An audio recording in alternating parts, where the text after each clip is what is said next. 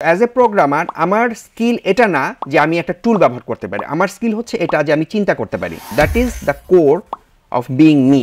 Company 20,000 টাকা offer করছে কেন? কারণ সে 20,000 টাকা অফার করলে লোক পায়। আমি আসলে কোনো স্পেসিফিক প্রবলেম কীভাবে সলভ করব এটা ইউনিভার্সিটি শেখানো দায়িত্ব। ইউনিভার্সিটি আমাকে শেখায় ওই থট প্রসেসগুলো, থট টেকনিকগুলো এবং থট টুলসগুলো। আমরা যখন একটা কমপ্লিকেটেড জিনিস শিখি we develop hour brain like a muscle. CGPA অনেক বেশি, যে 4 এর কাছাকাছি সিজিপিএ, তাদেরকে কিন্তু বাংলাদেশি সফটওয়্যার কোম্পানিগুলো হায়ার করতে ভয় পায়। যাদেরকে আমরা বাদ দিয়ে দিচ্ছিলাম, যারা ভালো প্রোগ্রামার না বলে, তাদেরকে ভালো প্রোগ্রামার বানাতে হবে, তাদেরকে সাহায্য করতে হবে যাতে আমরা আরো অনেক ভালো প্রোগ্রামার পাই। তারপরে একটা অংশ বাইরে চলে যাবে, তারপরেও যা থাকবে তাদের ইন্ডাস্ট্রি সুন্দর চলবে।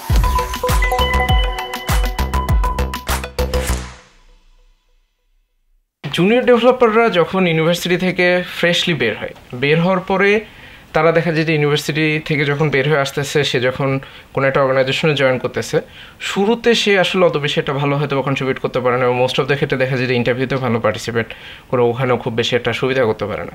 এইটার একটা বড় কারণ কি? এটার কি বড় কারণ যে তারা ইউনিভার্সিটি লাইফে অনেক ফাঁকিবাজি করে, বা হয়তো প্রপারলি যেগুলো শেখা দরকার প্র্যাকটিক্যালি সেগুলো শিখে না? মানে মূল কারণ কি হইতে পারে বলে আপনার মনে হয়? একটা তো কারণ না, মানে অনেক কারণ আছে। তুমি যে কারণগুলো বললো ওগুলোর কোনোটাই যে ভুল সেটা বলা যাবে না। আমরা তো সবাই ফাঁকিবাজি করি আসলে কম বেশি। তবে মেইন ব্যাপারটা হচ্ছে যে এই এখানে একটা ডিসকানেক্ট আছে আর কি। ডিসকানেক্টটা হচ্ছে যে আসলে ইন্ডাস্ট্রিতে যখন আমি আসছি তখন আমি কি এক্সপেক্ট করবো ইন্ডাস্ট্রিতে, যে এটার ব্যাপারে খুব ভালো অ্যাওয়ারনেস। আমি যখন ভার্সিটিতে পড়ি আমি টাইমটা ব্লাইন্ডলি বের হয়ে এসে ভার্সিটিতে জয়েন করি, মানে ইন্ডাস্ট্রিতে জয়েন করি। এবং ইন্ডাস্ট্রিতে যখন আমি আসি তখন আমি জানিও না আসলে আমি হোয়াট টু এক্সপেক্ট, কারণ আমাদের অধিকাংশ ইউনিভার্সিটির কোনো ইন্টার্নশিপ প্রোগ্রাম নাই, ঠিক আছে, কোনো ধরনের ইন্ডাস্ট্রির সাথে অ্যাটাচমেন্ট নেই, কোনো কিছু না। একটা ছেলে যাকে আচমকা বের করে এনে একদিন সকালবেলা সে তার ঠিক আগের দিনও ফুর্তি করতো, ঘুরে বেড়াতো, কফি খাইতো, চা খাইতো, আড্ডা দিত, তাকে একটা অফিসের মধ্যে একটা চেয়ারের মধ্যে টেবিলের মধ্যে বসায় দেওয়া হয়েছে, কোনো ওরিয়েন্টেশন নাই তো ওইভাবে।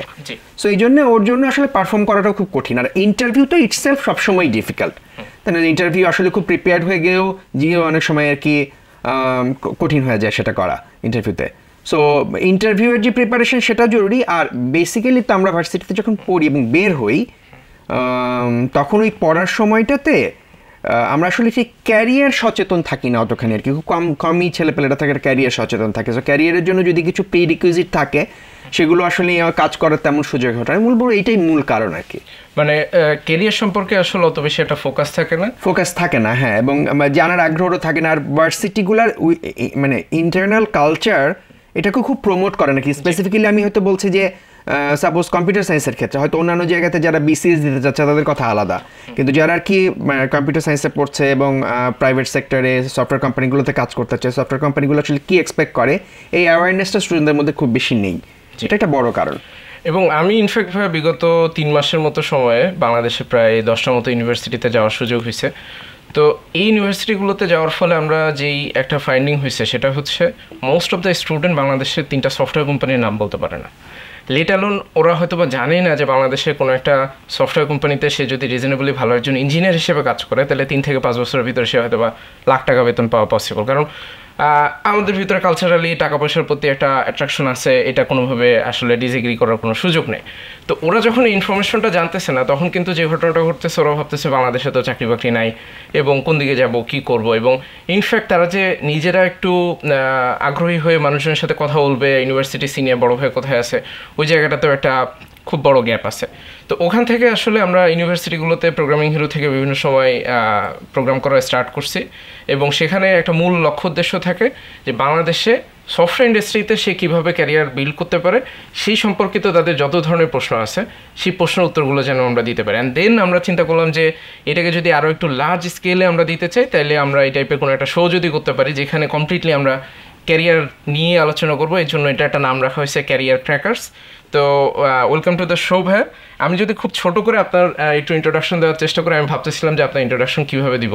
আমি দেখলাম যে খুব ভালো একটা উপায় হইতেছে যে আপনি যখন প্রোগ্রামিং করা শুরু করছেন আপনার স্কুল লাইফ শেষ করার পরে সম্ভবত 1992 আর 93 দিকে, ওই সময় সম্ভবত আমার জন্মও হয় নাই। তো আমার জন্মের আগে থেকে আপনি কোডিং করা স্টার্ট করছেন, অ্যান্ড দেন প্রায় 24 বছরের মতো সময় আপনি প্রোগ্রামিংয়ের সাথে খুব ডিপলি কানেক্টেড। এবং শুধুমাত্র প্রোগ্রামিং না, এর ভিতরে আপনি একটা লার্জ বিজনেসের সাথেও কানেক্টেড ছিলেন, একটা লম্বা সময় ধরে আপনি ম্যানেজমেন্টের সাথেও কানেক্টেড। বাট প্রোগ্রামিং থেকে আপনি ফান্ডামেন্টালি কখনো সরেন না, এরকম একটা ব্যাপার আমি নোটিস করলাম।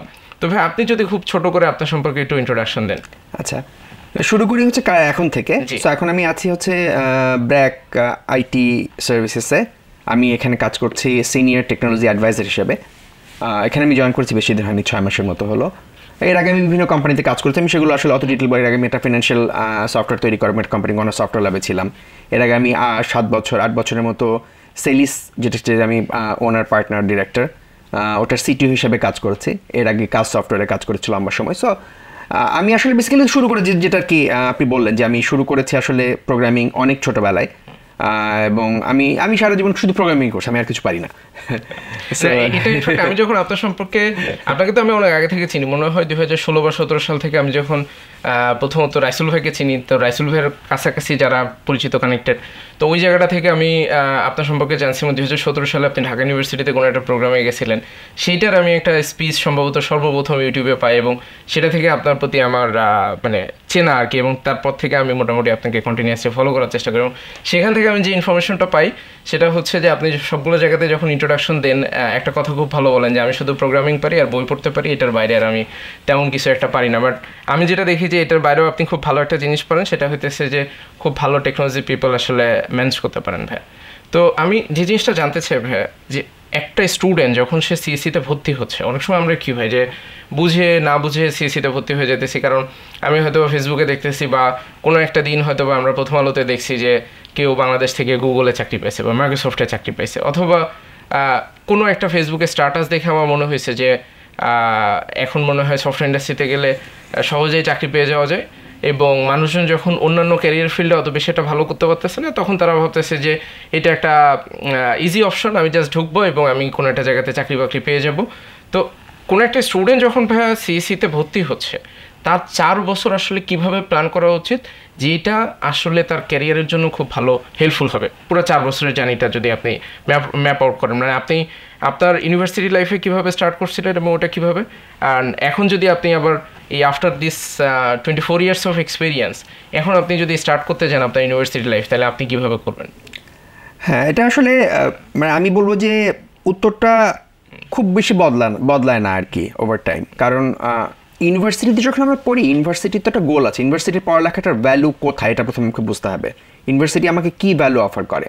ইউনিভার্সিটি আমাকে যে ভ্যালুটা অফার করে সেটা হচ্ছে যে ইউনিভার্সিটি আমাকে আসলে এটা কখনো শেখাতে চাইনি যে আমি এটা প্র্যাকটিক্যাল প্রবলেম কীভাবে সলভ করব। ইউনিভার্সিটি আসলে আমার চিন্তার প্রক্রিয়াটাকে আমি কিভাবে ভাববো সেটা ডেভেলপ করতে শেখায়।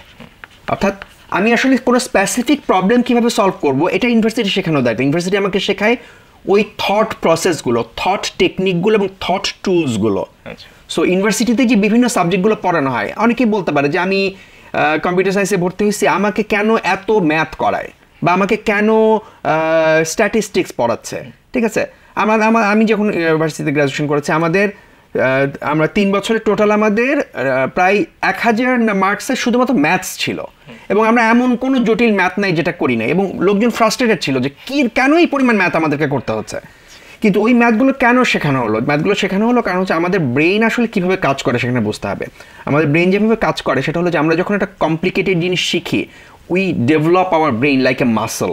ঠিক আছে, আমরা যখন ইয়েতে গেলে মানে জিমে গেলে, জিমে যখন যাই, যখন জিম করি তখন we make muscles, right? So এই কঠিন জিনিসগুলো শেখা আমাদের ব্রেনের জন্য আসলে ব্যায়াম করার মতো, জিমে যাওয়ার মতো। সো আমরা যখন কঠিন জিনিসগুলো শিখি, অনেকভাবে ভাবতে শেখা, অনেক ধরনের আমাদের নিউরনগুলো বিভিন্নভাবে কানেক্টেড হয়, আমাদের নেটওয়ার্কগুলো বিল্ড করে। So then I come out as a person যে কোনো স্পেসিফিক প্রবলেম সলভ করা শিখে আসিনি, কিন্তু যে কোনো প্রবলেম দিলে আমার ব্রেইন তখন সেটাকে শিখতে পারে। আমরা যদি এআই অ্যাঙ্গেল থেকে বলি, আমরা কী করছি, অনেক ধরনের ডেটাকে ট্রেন করছি, তারপরে ওর সাথে যখন আমি কথা বলছি, জানতে চাচ্ছি একটা কিছু, তখন এক্স্যাক্টলি যে পাথে উত্তরটা আছে সেটা না হলে ও একটা মানে জিনিস বের করে দিতে পারে। It's pretty similar but fur more effective for our brain. So আমাদের ব্রেইন আসলে ওভাবেই কাজ করে। ইউনিভার্সিটির উদ্দেশ্য হচ্ছে ব্রেইনটাকে তৈরি করে দেয়। এখন আমি যদি ইউনিভার্সিটিতে পড়ার সময় যদি ইভেন অনেক ধরনের ছেলেই তো আছে, অনেকেই আছে যে কম্পিউটার সায়েন্সে ভর্তি হয়েছে, কিন্তু সে বুঝতে পারলো সে প্রোগ্রামিংয়ে ভালো না, এর মানেই কিন্তু ধরো সে কম্পিটিটিভ প্রোগ্রামিং করলো না। সবাই কিন্তু একরকম হবে না, সবাই কম্পিটিটিভ প্রোগ্রামিং করবে না, সবাই প্রোগ্রামিংয়ে ভালো হবে না। কিন্তু সে যদি ভার্সিটি থেকে যে জিনিসগুলো পড়ানোর চেষ্টা করছে ওগুলো যদি মন দিয়ে পড়তো, তাহলে পরে বের হয়ে এসেও সে একদম কোর সফটওয়্যারের চারপাশে তো আরও অনেক জায়গা আছে, সেই জায়গাগুলোতে কিন্তু অনেক ইম্প্যাক্ট রাখতে পারতো। কিন্তু আমি আজকে তাদেরকে নিয়ে আলোচনা করতে চাই না, আমি আলোচনা করতে চাই তাদেরকে নিয়ে যারা আসলেই সফটওয়্যারে আগ্রহী এবং যারা সফটওয়্যার নিয়ে ক্যারিয়ার বিল্ড করতে চাই। এখানে জাস্ট ভাই আমি একটু আপনাকে ইন্টারাপ্ট করতে চাই, সেটা হচ্ছে কেউ বুঝবে কিভাবে যে সে সফটওয়্যারে আগ্রহী নাকি? আমি বলবো যে অ্যাবসলিউটলি এটা বোঝার একদম খুব সহজ একটা টেকনিক আছে, সেটা মজা লাগে কিনা। আচ্ছা, ঠিক আছে। সো আমি যখন ভার্সিটিতে ভর্তি হলাম, আমি যখন প্রোগ্রামিং করতে শুরু করলাম, এটা আমাকে ক্লিক করতে হবে। আচ্ছা। সো কিছু মানুষের মধ্যে এটা ক্লিক করে, কিছু মানুষের মধ্যে এটা ক্লিক করে না। কিছু মানুষ আছে যারা ক্লিক করে সাথে সাথে ধরে ফেলে, আর কিছু মানুষ আছে যারা ক্লিক করেনি, তারা ভাবে কি এটা ক্লিক করবো না কারণ আমি আরেকটু বাজায় দেখি। এই দুই ধরনের মানুষই শুধুমাত্র সফটওয়্যারে ভালো করবে, যারা প্রথমবারে ক্লিক করবে আর যারা একটু বাজায় দেখবে। একজন মানুষ আছে যারা ক্লিক করবে না এবং তারা ছেড়ে দিবে, যেটা আমার জিনিসটা, আমি আর এটা করবো না, তারা কখনোই এখানে ভালো করতে পারবে না। ঠিক আছে। So you have to have some kind of passion to it, otherwise আসলে আমি বলি, আমি এটা কেন দাবি করি, সাপোজ এই সেম কথাকে আমি ফর এক্সাম্পল যারা ল পড়ছে তাদের জন্য বলবো, যারা ইকোনমিক্স পড়ছে তাদের জন্য বলবো, টু সাম এক্সটেন্ট হ্যাঁ, আবার টু সাম এক্সটেন্ট নাও। কিন্তু সফটওয়্যারের ক্ষেত্রে জিনিসটা ডিফারেন্ট হচ্ছে, এটা একটু ক্রিয়েটিভ একটা কাজ। ঠিক আছে। এটা তো আসলে কিছু করি না আমরা, যে বসে থাকি আর চিন্তা করি, তাই না? চিন্তা করি, আমি যা ভাবি তাই আমি তৈরি করি। সো যেহেতু এখানে চিন্তাটা ইনভলভ, সো চিন্তা সবচেয়ে ভালো করা যায় যেটার ব্যাপারে আমি প্যাশনেট, সেটার ব্যাপারে। যেটা আমি প্যাশনেট না, সেটা নিয়ে অত চিন্তা করতে আমার ভালো লাগে না। সো প্যাশনটা এখানে জরুরি। সো প্যাশনটা যদি পাওয়া যায়, কোনো রকম একটু প্যাশন যেটা আমার মজা লাগে, সেটা হয়তো প্রবলেম সলভিং অ্যাসপেক্ট থেকে হতে পারে, সেটা হতে পারে যে অ্যাকচুয়ালি একটা সফটওয়্যার আমি বানাবো, সেটা মানুষ এন্টারপ্রেনারের জায়গা থেকেও হতে পারে, যে আমি মনে করছি যেটা বানাতে পারলে পরে মানুষ ব্যবহার করবে, ভালো লাগবে। এই দুটো যে কোনো জায়গা থেকে এসে সে যদি প্যাশন ফিল করে, তাহলে তারাই ভালো করবে। আচ্ছা, তো ভাই back to the main question, যেটা বলতেছিলাম যে 4 বছরের প্ল্যানটা কিভাবে করা দরকার। প্রথমত তো আপনি বললেন যে সে একটু ট্রাই করে দেখতে পারে যে কি অবস্থা। সো পুরো জার্নিটা যদি বলতেন যে আমার মতে আর কি 4 বছরে দুটো জিনিস আছে। আমি একটা দিক হচ্ছে যেটা প্রথমে অল্প করে বলিনি, সেটা হচ্ছে যা যা পড়ানো হবে ভার্সিটিতে সেগুলো পড়া, এবং কম বেশি সেগুলো আসলে কাজে লাগবে। ঠিক আছে, ওখানে আসলে পড়া। আর দ্বিতীয়টা হচ্ছে যে যারা আমি একদম মানে কোর প্রোগ্রামিং নিয়ে যারা কাজ, তাদের জন্য হচ্ছে যে আমি মনে করি যে 4 বছরে 8000 ঘন্টা প্রোগ্রামিং করতে হবে। 8000 ঘন্টা? হ্যাঁ, প্রত্যেক বছর মোটামুটি 2000 ঘন্টা করে প্রোগ্রামিং করতে হবে।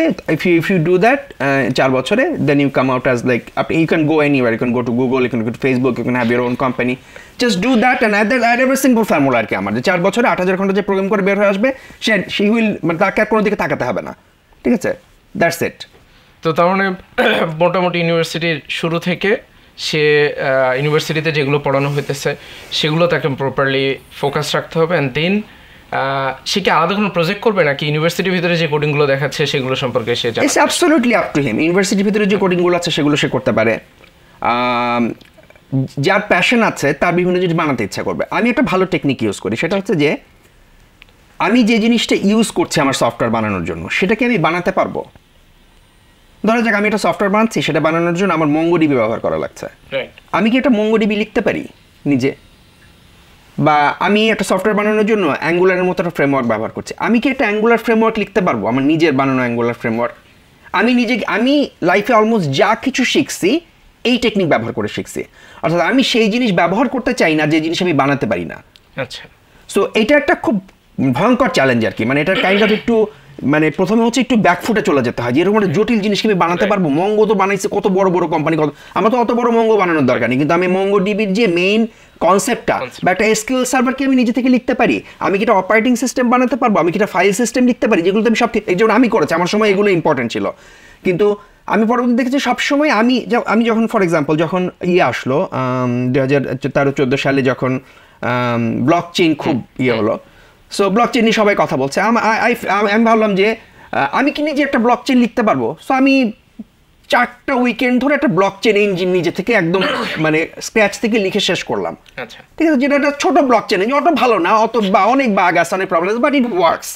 ঠিক আছে, সো এটা একটা ভালো টেকনিক আর কি, যে যা কিছু আমি ইউজ করি সেটা আমি বানাতে পারি কিনা, that you can do, and then on top of that you can do like different kind of like pet projects. ঠিক আছে, এটা যেগুলো আমি একটা অ্যাপ্লিকেশন বানালাম যেটা হয়তো ছোট একটা কিছু করার, অনেকেই তো করি আমরা, তাই না, ছোট ছোট project. So just keep coding, it doesn't matter what you code, you can do competitive programming, you can do projects, whatever you want. যে সিএসসি তে পড়াশোনা করতেছে সে কি অনেক সময় যেটা হয় যে ইউনিভার্সিটিতে যারা পড়াশোনা করে তারা কিন্তু টিউশনি করে, তো তার কি টিউশনি করা উচিত যে সিএসসিতে পড়তেছে, নাকি সে কোনো একটা পার্ট টাইম জব বা কোনো একটা জায়গাতে যদি ইন্টার্নশিপের সুযোগ থাকে আইদার এটা রিমোটলি হতে পারে অথবা ফিজিক্যালি হয়তো বা হাফ টাইম যে কাজ করা, বিশেষ করে যারা প্রাইভেট ইউনিভার্সিটিতে পড়ে তাদের কিন্তু সপ্তাহে কিছু সময় ফাঁকা থাকে, এই সময়টাকে আসলে কীভাবে ইউটিলাইজ করা উচিত? সে কি নিজে থেকে প্রজেক্টে ফোকাস করবে, নাকি টিউশনি যা করতেছে যেভাবে চলতেছে ওইভাবে চলতে থাকবে, নাকি ইউনিভার্সিটি লাইফ থেকে তার কোনো একটা জবে ঢুকে যেতে পারলে তার জন্য ভালো? প্রথম হচ্ছে টিউশনের ব্যাপারটা তো আসলে অধিকাংশ ক্ষেত্রে ফাইন্যান্সিয়াল নিড থেকে আসে। সো ফাইন্যান্সিয়াল অ্যাসপেক্ট নিয়ে যদি আমরা কথা বলি তাহলে তো সেটা আসলে খুব ফেয়ার না, আমি তাকে বলতে পারি না আসলে, কারণ সে আসলে তার প্রয়োজনের জন্য ওটা করছে। সো আই ক্যানট সে যে তুমি টিউশনি করো বা করো না।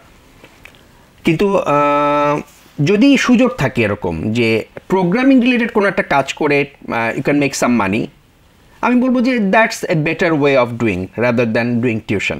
আচ্ছা, ঠিক আছে। আর হচ্ছে যে যাদের টিউশনি করার প্রয়োজনে বা যারা ফাইন্যান্সিয়ালি ওরকম আন্ডার স্ট্রেসে না, ফ্যামিলি থেকে বিয়ার করছে, তাদের যে সময়টা তারা মানে ফ্রি পাচ্ছে, সেই সময়টা আমরা যদি মানে খুব একদমই করে না তা না, খুব ছোট একটা অংশ করে আসলে, উই ফোকাস এ লট, তারা আর কি অনেক ফোকাস করে ওই প্রোগ্রামিং পার্টটাতে। কিন্তু বাকিরা যদি আরেকটু ফোকাস করতো না, আমরা যে যত আলোচনা করি না বের হয়ে আসার পরে এই প্রবলেম সে প্রবলেম, এই 90% প্রবলেম আসলে সলভ হয়ে যেত। যে ছেলেটা গ্র্যাজুয়েশনে 4 বছর প্রোগ্রামিং করছে, ইন্টারভিউ বোর্ডে বসলে আমি বুঝতে পারি তাকে তার ভ্যালুটা কোন জায়গাতে। আমাকে অত বোঝাতে হয় না, তারও তো সেল করতে হয় না নিজেকে, ঠিক আছে? তার সাথে 5 মিনিট কথা বলে আমি বুঝতে পারি যে তার ভ্যালু কোথায়।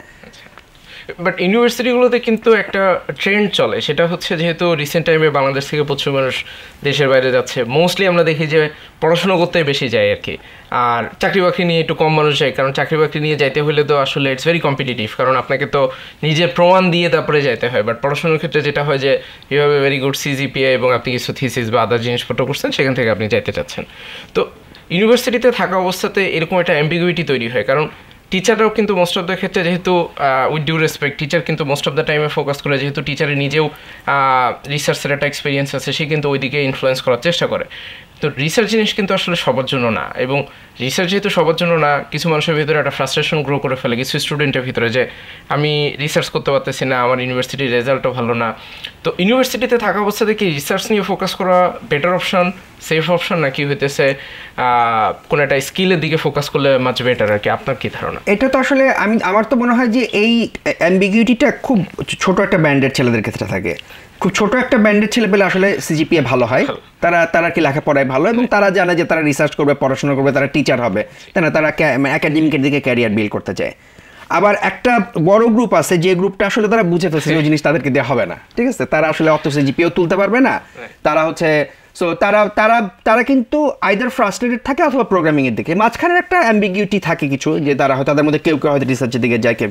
সো যারা আমরা পড়াশোনা করছি এবং আমরা যারা কাইন্ড অফ জানি যে আমরা আসলে ইউনিভার্সিটি টিচার হতে চাই না, এবং আমার ধরনের এই গ্রুপটাই অনেক বড়, this is largest portion of the crop আর কি, যে যারা আসলে ইউনিভার্সিটি টিচার হতে চায় না এবং সিজিপিএ যেমনই থাকুক না কেন তারা আসলে ভার্সিটিতে পড়াবে বা রিসার্চ বা এর দিকে যেতে চায় না, এরা যদি কমপ্লিটলি ফোকাস করতো আমাদের মানে প্রোগ্রামিংয়ের দিকে, I think that would be enough আর কি। আর ওই যে যারা এর দিকে যেতে চায়, আমি যেমন অনেকগুলো ভার্সিটির সাথে কাজ করছি, যে আসলে ভার্সিটিগুলো কীভাবে স্টুডেন্টদের একটু গাইড করতে পারে, কারণ ভার্সিটিতে কিন্তু অনেকগুলো রিসার্চ পেপার জমা দিতে হয় আন্ডারগ্রেড করার সময় আর কি, বিভিন্ন সেমিস্টারে জমা দিতে হয়। সো আমরা ওই জায়গাগুলোতে ভার্সিটিগুলোকে সাজেস্ট করছি যে আমরা কি এরকম অপশন দিতে পারি কিনা, যে প্রতিটা জায়গাতে 2টা অপশন থাকবে, আইদার সে একটা পেপার করবে অথবা সেটা প্রজেক্ট করবে। সো সে যদি পেপার করে তাহলে সে ওই পেপার করে গেল, আবার সে যদি প্রজেক্ট করবে সে প্রজেক্ট করে গেল, এবং দিস শুড বি কম্পেয়ারেবল আর কি, লাইক একটা এটাও করতে পারে ওটাও করতে পারে, এরকম হলে পরে ভার্সিটির কারিকুলামটা যদি আমরা ঠিকভাবে ডিজাইন করতে পারতাম তাহলে একটু ক্লারিটি আসতো এই জায়গাগুলোতে। রাইট। আর আরেকটা ব্যাপার হচ্ছে যাদের আসলে সিএসসিতে পড়াশোনা করতেছে কিন্তু কম্পিটিটিভ প্রোগ্রামিং ভালো লাগে না, কারণ কম্পিটিটিভ প্রোগ্রামিং কিন্তু প্রচুর পরিমাণে ধৈর্যের প্রয়োজন, এবং আপনি যেটা বলতেছিলেন যে প্যাশনের একটা প্রয়োজন হয়, কারণ প্যাশন শুরুতে আসলে সবার জন্য থাকে না। কারণ আমরা যখন প্রোগ্রামিং হিরোতে একটা লার্জ গ্রুপ অফ স্টুডেন্ট নিয়ে কাজ করছি, প্রায় মোর দেন 30,000 স্টুডেন্ট নিয়ে, আমরা দেখছি যে কম্পিটিটিভ প্রোগ্রামিংয়ের জন্য যেই ধরনের ধৈর্য প্রয়োজন ওই ধরনের ধৈর্য আসলে সবার ভিতরে থাকে না। সেক্ষেত্রে কি তার আসলে প্রোগ্রামিং একদমই করা উচিত না, নাকি ওয়েব ডেভেলপমেন্ট বা এই টাইপের কোনো একটা নির্দিষ্ট ল্যাঙ্গুয়েজ বা কোনো একটা ডেভেলপমেন্ট ফ্রেমওয়ার্ক দিয়ে তার শেখা স্টার্ট করা উচিত, এবং পরবর্তীতে সে প্রোগ্রামিংয়ের দিকে যাবে কিনা, কি করা উচিত? যার মানে আমি বলতে চাইছি যে ছেলেটা প্রোগ্রামিং আমরা একদল মানুষকে নিয়ে কথা বলতে পারি যারা হচ্ছে যে প্রোগ্রামিং ব্যাপারে প্যাশনেট এবং প্রোগ্রামিং আসলেই পছন্দ করে এবং করতে চায়। আবার আরেক দল মানুষও থাকতে পারে যে যারা কম্পিউটার সায়েন্সে পড়ছে অত প্যাশনেট না, কিন্তু এই এটাকে প্রফেশন হিসেবে নিতে চাই। সো তাদেরকে আমরা কিভাবে উদ্বুদ্ধ করবো, প্রশ্নটা হচ্ছে আসলে এটা। সো এই মানুষগুলোর জন্য প্রথম কথা হচ্ছে যে তারা কিন্তু কাইন্ড অফ মানে ভার্সিটিতে যখন পড়ছে তখন কিন্তু তাদেরকে এই গাইডেন্সটা দেওয়ার কেউ নেই। সো আপনারা যদি করে থাকেন প্রোগ্রামিং এর পক্ষে, that will be amazing if you could do that. So এখানে আর কি অনেকগুলো অ্যাঙ্গেল তো আছে। প্রথম অ্যাঙ্গেলটা হচ্ছে যে অনেকে আমি দেখেছি যে প্রথমেই প্রোগ্রামিংয়ে ভয় পেয়ে যায়, ঠিক আছে, এবং প্রথমবার ভয় পেয়ে যায়, ইনিশিয়াল যে শকটা ওইটা আর কখনো কাটে না। তারপরে তারা হচ্ছে যে প্রোগ্রামিং থেকে দূরে চলে যেতে থাকে। যখনই প্রোগ্রামিংয়ের কোনো কথা থাকে গ্রুপের মধ্যে অন্য কাউকে কাজটা দিয়ে দেওয়া হয়, কি এই তুই প্রোগ্রামিংটা কর, আমি হচ্ছে টেস্টিংয়ের কাজটা করে দিচ্ছি বা আমি ডকুমেন্টেশন করে দিচ্ছি। সো এইভাবেই আসলে তারা একটু প্রোগ্রামিং থেকে দূরে চলে যায়। তো আমার মতে যদি এটা করা যেত তাহলে তুমি অ্যামেজিং, যে তাদেরকে আসলে আরেকবার সুযোগ দেয়া যে চলো আমরা কিছু একটা করি। এবং এই সুযোগ দেওয়ার জন্য হয়তো এরকম হতে পারে যে আমরা সহজ কোনো একটা প্ল্যাটফর্ম ইউজ করে, এখন তো আসলে প্রোগ্রামিংয়ের মোডালিটিও তো বদলে যাচ্ছে, আমরা তো আসলে একইভাবে এখন অনেক লো কোড নো কোড অনেক প্রোগ্রামিং প্ল্যাটফর্ম আছে। সো মেইন ব্যাপারটা হচ্ছে যে প্রোগ্রামিং করে আমি কোনো কিছু একটা বানাতে পারি যেটা মানুষ ব্যবহার করবে, সেটা খুব হার্ড কোডের প্রোগ্রামার হয়ে আমি যদি করতে পারি। আবার আমি অত হার্ড কোড প্রোগ্রামার না, কিন্তু হার্ড কোড প্রোগ্রামার না হওয়া সত্ত্বেও আমি কিছু ডেলিভারি দিতে পারছি, তাতে তার সাহসটা হয়তো বাড়বে। সো কোনোটা ফ্রেমওয়ার্ক ব্যবহার করা যেতেই পারে এবং তারা এখান থেকে আস্তে আস্তে সে হয়তো আবার প্রোগ্রামিং থেকে ফেরত আসতে পারে। এটা কাইন্ড অফ আর কি মানে তাকে একটু কাউন্সিলিং করার মতো, তাকে একটু বুঝায় আবার ওই জায়গাটাতে নিয়ে যাওয়ার মতো। So this could B a way যেটা আর কি ব্যবহার করা যেতে পারে। আচ্ছা, আমি ভাই একটা লম্বা সময় ধরে আপনার মুখে একটা কথা খুব শুনি এবং আমার খুব ভালো লাগে, সেটা হইতেছে যে প্রোগ্রামিং আপনি কখনো ডেভেলপমেন্ট বা এই টাইপের শব্দ খুব বেশি এটা ব্যবহার করেন না। এবং আমি ইনফ্যাক্ট একটা জায়গাতে শুনতেছিলাম যে অ্যান্ড্রয়েড ডেভেলপমেন্ট কি, অ্যান্ড্রয়েড ডেভেলপমেন্ট বলে তো কিছু নাই আর কি, মানে জিনিসটা হওয়া উচিত প্রোগ্রামিং। তো যদি আপনার কাছে ভাই জানতে চাই যে প্রোগ্রামিং বলতে আসলে কি বোঝায় বা প্রোগ্রামিং জিনিসটা কি, এটা যদি কারোর জন্য আপনি ক্ল্যারিফাই করতে চান সেক্ষেত্রে আপনার ডেফিনেশনটা কি? আমার মতে প্রোগ্রামিং হচ্ছে বেসিক্যালি প্রবলেম সলভ করা। সো আমার সামনে একটা প্রবলেম আছে, আমার সামনে একটা যন্ত্র আছে যাকে আমি কিছু ইনস্ট্রাকশন দিলে সেই প্রবলেমটা সে সলভ করতে পারে। সো অ্যাজ এ প্রোগ্রামার আমার কাজ হচ্ছে চিন্তা করা, আর আমি ওকে যে বুঝাই কথাটা সেটা একটা টুল, সেটা আমার জন্য একটা, যে আমি হয়তো C++ দিয়ে বলি বা পাইথন দিয়ে বলি, আমি তাকে বুঝাই যে এইভাবে প্রবলেমটা সলভ করো, চিন্তাটা আমার, আমি ওকে বলি কাজটা কীভাবে করতে হবে।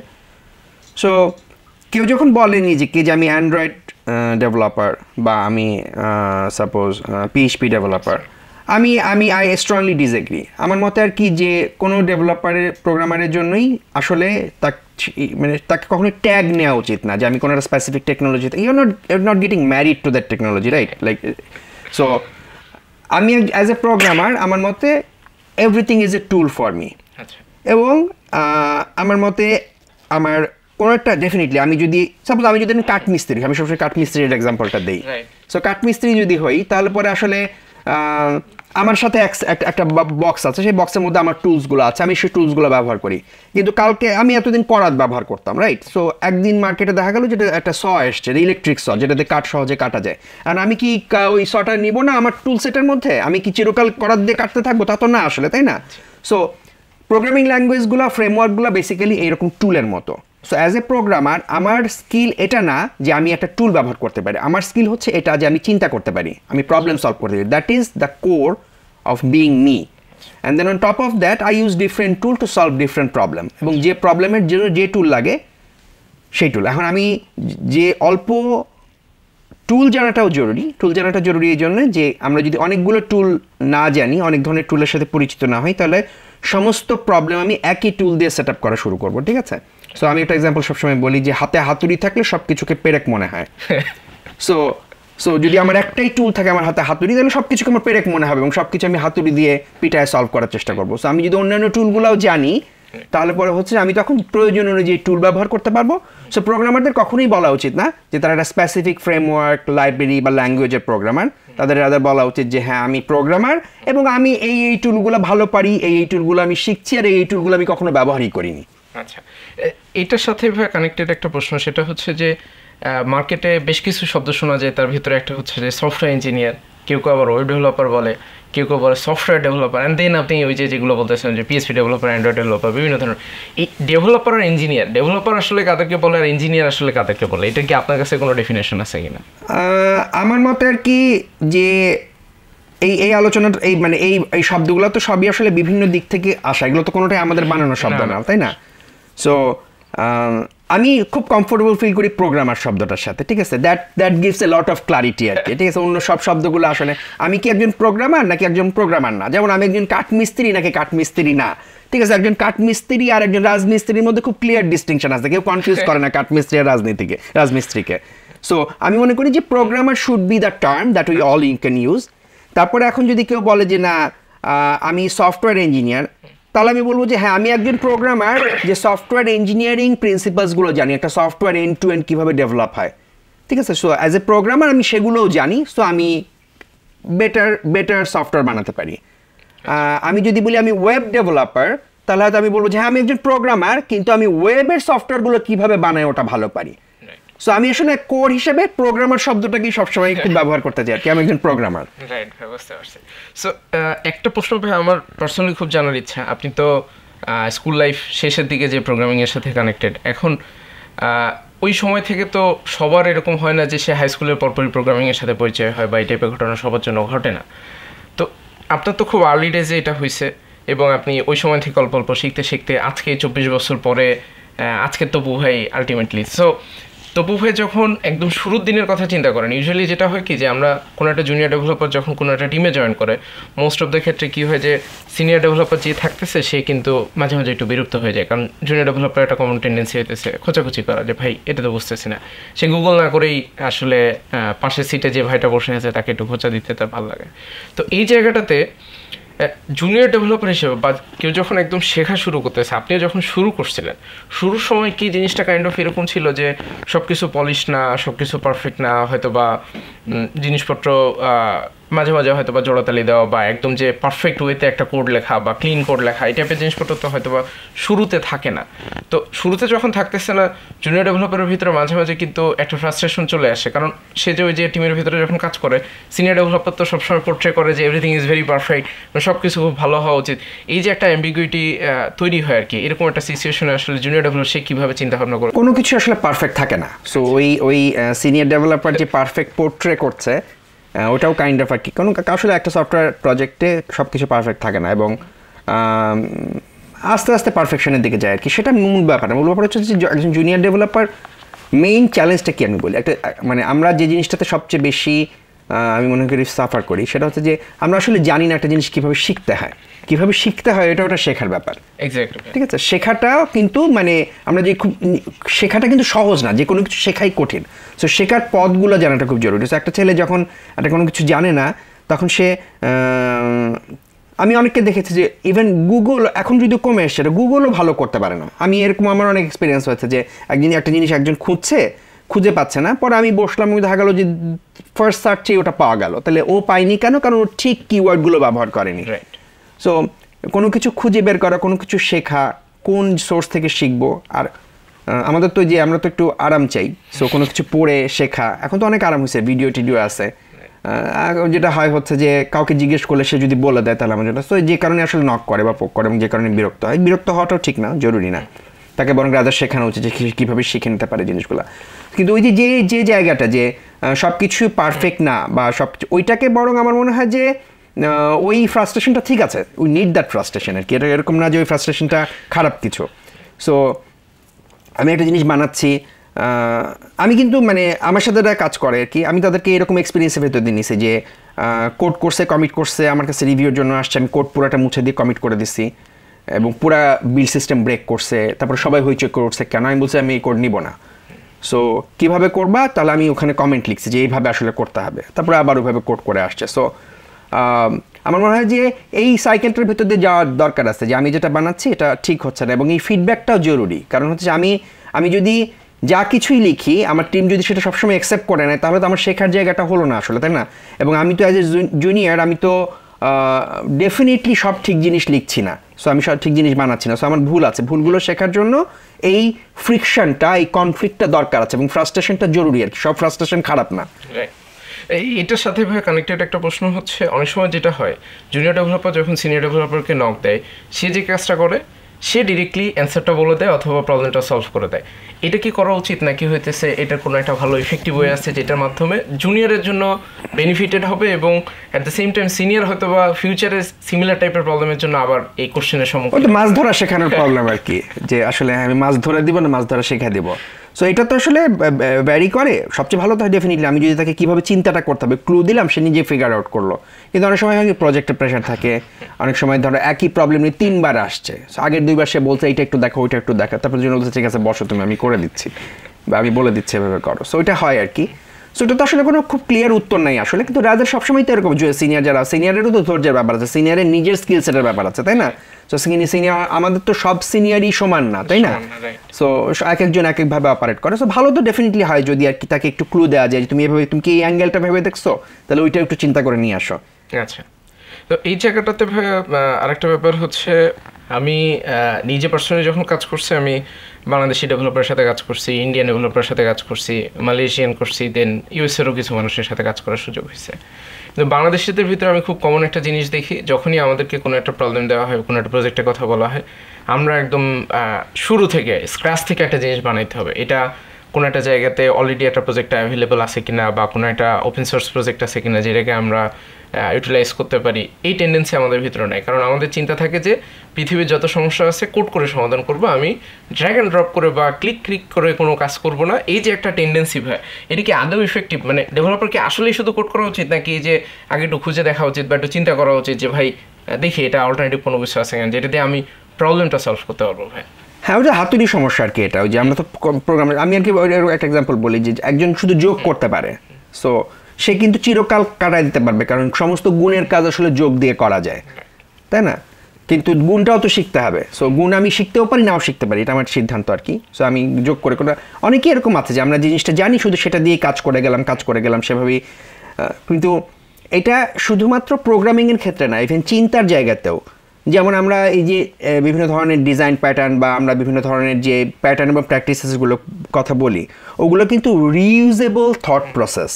ওগুলো কিন্তু আমরা যে শুধু কোডের ক্ষেত্রে রিইউজেবিলিটি বলি তা না, আমাদের থট প্রসেসগুলো রিইউজেবল হতে পারে। সো একটা প্রবলেম আছে, আমি যদি বলতে পারি যেখানে আমি এই চিন্তাটা প্রয়োগ করলে এই প্রবলেমটা সহজে সলভ করতে পারবো, সেটা আসলে চিন্তার রিইউজেবিলিটি। সো কোডের রিইউজেবিলিটি যেমন জরুরি, চিন্তার রিইউজেবিলিটির জন্য। সো আমি যদি খুব সামারাইজ করি, আমার ধরনের এটা এখন সবাই করে, কারণ আমরা তো সবাই এখন স্ট্যাক ওভারফ্লো প্রোগ্রামার, সো এখন নাও চ্যাট জিপিটি প্রোগ্রামার। সো হচ্ছে বেসিক্যালি আমরা কী করি, আমরা তো আসলে কোনো একটা প্রবলেম থাকলে সেটা সার্চ করি স্ট্যাক ওভারফ্লোতে, তারপরে প্রচুর অনেকেই তো আমরা এভাবে কোড করি যে ওখান থেকে কোডটা কপি করি, পেস্ট করি, তারপরে কাজ না করলে তারপরে দেখি যে কেন কাজ করতেছে না, আদারওয়াইজ ওটার দিকে তাকায়ও দেখি না ওই কোডটার ভেতরে কী আছে আমি জানিও না। সো এইটা দুইটা স্কেলের দুইটা দিক আর কি। একটা দিক হচ্ছে যে একদম সব কিছু নিজে থেকে লেখা, আর আবার অন্য দিকটা হচ্ছে যে কিছু না জেনে একটা কোড বসায় দেয়, দুটোই খারাপ আর কি। সো মাঝে মাঝে এটা জায়গাতে আসা দরকার যে ইউজেবল করা এবং সেটা আমার জন্য কন্ট্রোল থাকে, আমার ওনারশিপ যেন থাকে, সেটা নিশ্চিত করা। আচ্ছা, আর কোনো একটা জুনিয়র ডেভেলপার না, মানে ফ্রেশার, যে যখন ইউনিভার্সিটি থেকে বের হচ্ছে, তার রেজুমিটা আসলে কীভাবে প্রিপেয়ার করলে কোনো একটা এমপ্লয়ারের কাছে প্রথমত নোটিসেবল হবে এবং সেই রেজুমির ভিতরে ইনসাইটফুল কিছু জিনিসপত্র থাকবে। বিশেষ করে আপনি যখন রেজুমি দেখেন, তখন রেজুমির ভিতরে আসলে কোন এলিমেন্ট আপনি পার্টিকুলারলি ফাইন্ড আউট করার চেষ্টা করেন, যেটা থেকে আপনি বোঝেন যে, কারণ ওর তো আসলে এক্সপিরিয়েন্স নেই ইন্ডাস্ট্রিতে কাজ করার, তাহলে ওর কোন এলিমেন্ট দেখে আপনার মনে হয় যে না এই ছেলেটা আদৌ আসলে কাজ করতে পারবে? আমার মনে হয় প্রোগ্রামারদের ক্ষেত্রে এটা আর কি একদম সহজ আমার ইমপ্রেস করা, মানে একদম স্ট্রেট ফরওয়ার্ড রাস্তা আছে, একদম একটা সিভি দেখে আমি গো নো গো বলে দিতে পারি। সেটা হচ্ছে যে সে তার সিভির উপরে অনেক কিছু লেখে, তো মানুষ লিখে টিকে, আমি নিচের একটা জায়গা দেখতে চাই যেখানে 10-15টা আইটেম দেখতে চাই আমি। সেটা হচ্ছে যে সে কি ধরনের প্রোগ্রামিং করছে। আচ্ছা, ল্যাঙ্গুয়েজগুলো নাকি? না, ল্যাঙ্গুয়েজ না, ফ্রেমওয়ার্ক না, সে কাজ কি করছে, তার গিট রিপোর্ট কতগুলো লিঙ্ক দেখতে চাই আমি, ঠিক আছে? সো আমাকে ওই সিভির শেষ দিকে, ইভেন আমি ও সিভির আগের কোনো কিছু না দেখলেও হতো, আমাকে যদি ওই পাতাটা শুধু পাঠাতো যে আমি অমুক ভার্সিটি থেকে অমুক সালে পাশ করে বের হয়েছে, এই হচ্ছে আমার প্রজেক্টের লিস্ট, দ্যাটস ইট, আমার আর কিছু জানার দরকার নেই, ঠিক আছে? সো আমাকে সে অ্যাকচুয়ালি তার গিট রিপোর্ট একটা লিস্ট পাঠিয়ে দিবে যে আমি এই গিট রিপোর্টে এই কাজ করছি, আর কিছু দরকার নেই, I am fine with that. আচ্ছা, দ্যাটস অল আই নিড। এটার সাথে কানেক্টেড একটা প্রশ্ন হচ্ছে যে সিজিপিএটা কি, সিএসসি যারা পড়াশোনা করতেছে একটা সফটওয়্যার কোম্পানিতে চাকরির ক্ষেত্রে সিজিপিএটা কতটুকু আসলে গুরুত্ব বহন করে, বিশেষ করে যারা ফ্রেশার আছে? হ্যাঁ, একদম গুরুত্ব বহন করে না এরকম না, যেমন সিজিপিএ যার খুব কম তার তো আসলে বেসিক খুব দুর্বল মনে হবে, ঠিক আছে? আবার ওরকমও অনেক আছে সিজিপি অসম্ভব কম কিন্তু খুব ভালো প্রোগ্রামার সেটাও আছে, কিন্তু সেগুলো তো এক্সেপশন কেস, আমরা এক্সেপশনের কথা বলছি না। সো ইন জেনারেল কি সিজিপি একটা ডেফিনেটলি মধ্যম মানের সিজিপি।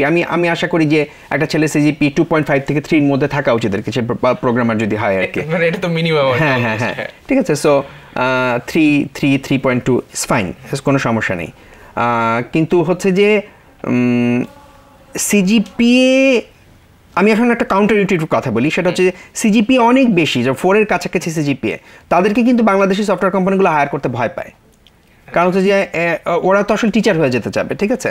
সো ওদের আসলে তো মানে ওরা এত ভালো সিজিপিএ, যার 4 সিজিপিএ 3.995 সিজিপিএ, তো সো আমরা কিন্তু তখন একটু চিন্তা করি যে ওই ছেলেটা এত ভালো সিজিপিএ, ও কি আদৌ আমার সাথে সাস্টেনেবলি লং টার্মে কাজ করবে কিনা। সো আমার মনে হয় যে ওই জায়গাটাতেও আর কি আছে যে সিজিপিএ যারা ভালো, তারা যদি শুধু সিজিপিএ এর উপরে ভরসা করে ইন্ডাস্ট্রিতে কাজ করতে চায়, সেটাও তাদের জন্য একটা চ্যালেঞ্জ আর কি। তাদেরও আসলে কিছু প্রজেক্ট থাকতে হবে। সিজিপিএ শুধু সব আমাকে ইন্ডাস্ট্রিতে ঢুকাই দিবে তাও কিন্তু না, ঠিক আছে। আর যাদের সিজিপিএ কম, তারা আসলে যদি come up with nice good projects on GitHub and then I'm fine with that. আচ্ছা, আর জুনিয়র ডেভেলপার হিসেবে আমি এবার ফ্রেশার হিসেবে যখন কোনো একটা ইন্টারভিউতে যাচ্ছি, বা ওভারঅল আপনি তো প্রায় 24 বছরের মতো সময় বাংলাদেশের টেকনোলজি ইন্ডাস্ট্রিতে আছেন, তো এই সময়ের ভিতরে আপনার যে এক্সপিরিয়েন্স, সেটার উপরে ডিপেন্ড করে আপনি যদি বলেন যে কেউ যখন ফ্রেশার হিসেবে কোনো একটা জায়গাতে ইন্টার্ন হিসেবে জয়েন করতে চাচ্ছে বা জুনিয়র ডেভেলপার হিসেবে জয়েন করতে চাচ্ছে, বাংলাদেশের কনটেক্সটে তার স্যালারি রেঞ্জটা কেমন এক্সপেক্ট করা উচিত, বা ওভারঅল আসলে কোন কোন জিনিসের সাথে এই স্যালারিটা কানেক্টেড, যেটা দেখে একটা কোম্পানি হয়তো বা স্যালারি বা আদার জিনিসপত্র, এটা তো বলা উচিত না ইন জেনারেল আর কি। আমি এরকম ব্ল্যাঙ্কেট স্টেটমেন্ট দিতে পারি না, কারণ হচ্ছে বাংলাদেশে অনেক ধরনের সফটওয়্যার কোম্পানি আছে, তাদের অনেকের। সো আমি যদি মানে হিস্টোরিক্যালি যদি বলি তাহলে একটু মেক সেন্স করে। আমরা সার্ভিস কোম্পানি, প্রোডাক্ট কোম্পানি দুটো ডিফারেন্ট ওয়েতে বলার চেষ্টা করা যেতে পারে। সো হিস্টোরিক্যালি তো আসলে স্যালারি, ফ্রেশারদের স্যালারি ক্রমাগত বেড়েছে। আমি আমার প্রথম চাকরিতে জয়েন করছি 8,000 টাকা বেতনে। আচ্ছা, সেটা হচ্ছে 1999 সালে। সো এখন আমাদের বাংলাদেশে এখন এমন কোম্পানি আছে যে ফ্রেশারদেরকে 60, 70, 80,000 টাকা বেতনও দেয়, তাই না? সো আমি মনে করি যে কারেন্টলি যে স্যালারি ব্যান্ডটা আছে, স্যালারি ব্যান্ডটা যে কোনো একটা তো ব্যান্ড আসলে। সো অনেক কোম্পানি সেটা 20,000 টাকাও দেয়, অনেক কোম্পানি যে 80,000 টাকাও দিচ্ছে।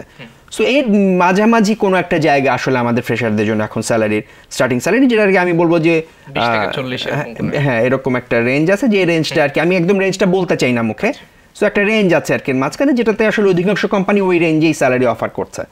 আচ্ছা, কিন্তু কিছু কিছু সময় আমরা যে জিনিসটা দেখি যে কিছু ডেভেলপার হয়তো বা কমপ্লেন করে যে আমি মাত্র গ্র্যাজুয়েশন করে বের হয়েছি, বাট আমাকে স্যালারি অফার করছে 20,000 টাকা।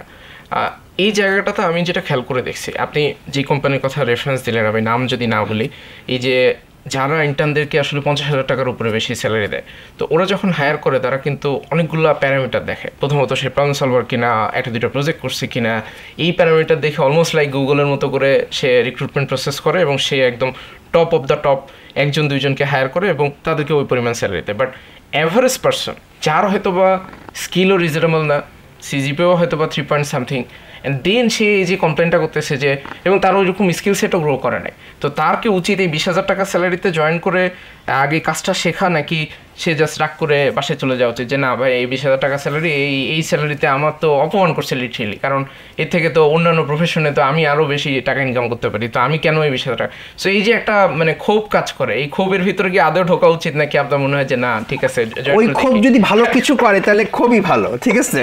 সো ওই ক্ষোভ থেকে সে যদি এন্টারপ্রেনার হয়ে যেটা কোম্পানি দ্বারা করে ফেলে, দ্যাটস টোটালি ফাইন। যে আমার 20,000 টাকা আমি করবো না ওই চাকরি, ঠিক আছে, আমি নিজে একটা কোম্পানি দেবো, নিজে কোম্পানি দিয়ে আমি বড়, তো দ্যাটস টোটালি ফাইন। আমি মনে করি এগুলো তো আসলে ন্যাচারাল আমাদের হিউম্যান ইমোশনস, আমি এগুলোকে ভালো খারাপ কোনোটাই বলতে চাই না।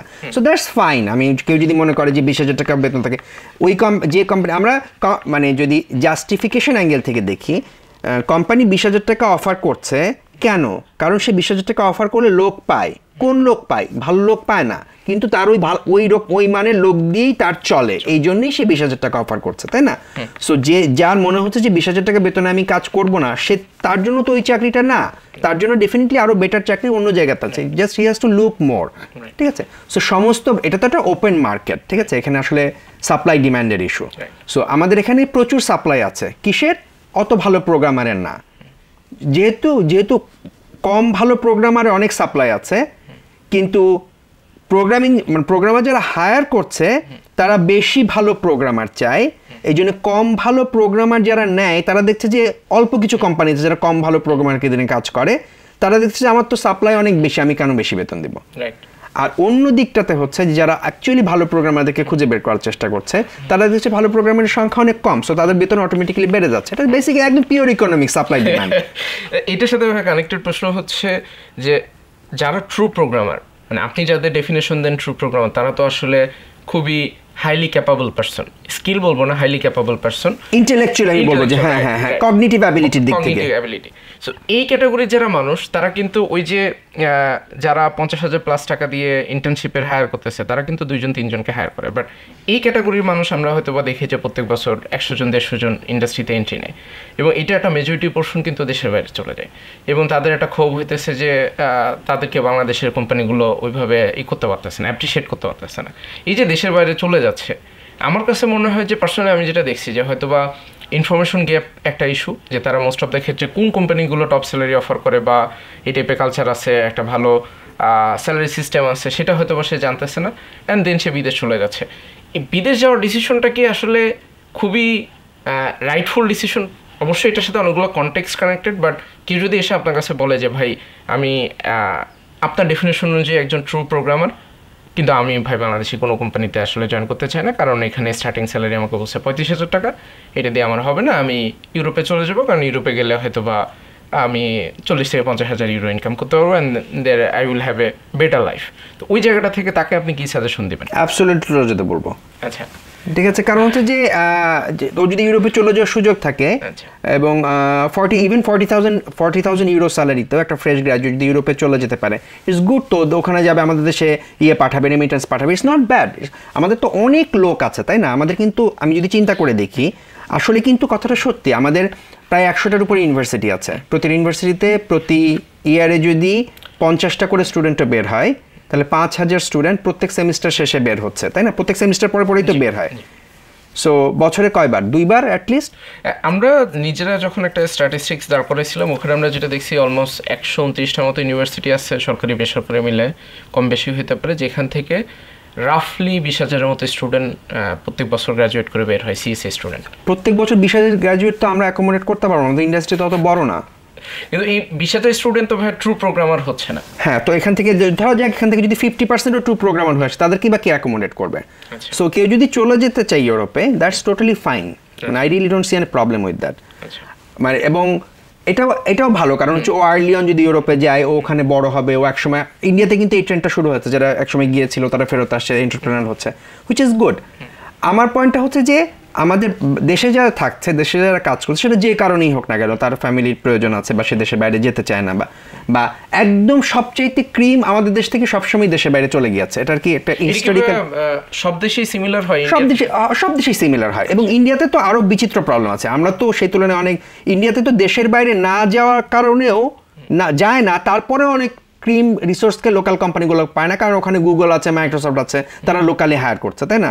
সো ইন্ডিয়ান বড় কোম্পানিগুলো, ইনফোসিস, ওদেরও তো একটা বড় চ্যালেঞ্জ, তারা টপ ট্যালেন্টদেরকে এখন পাচ্ছে না, তারা ওই সমস্ত গুগল মাইক্রোসফটের মতো কোম্পানিগুলোতে চলে যাচ্ছে। সো আমি বলবো যে ট্যালেন্টের যে এই যে ডিস্ট্রিবিউশনটা, যে যারা টপ যারা ছিল, তারা বেটার অপরচুনিটির জন্য বেটার জায়গাতে যাবে, তাদেরকে তো পেছন দিকে টেনে রাখার আমাদের কোনো দরকার নেই, তাই না?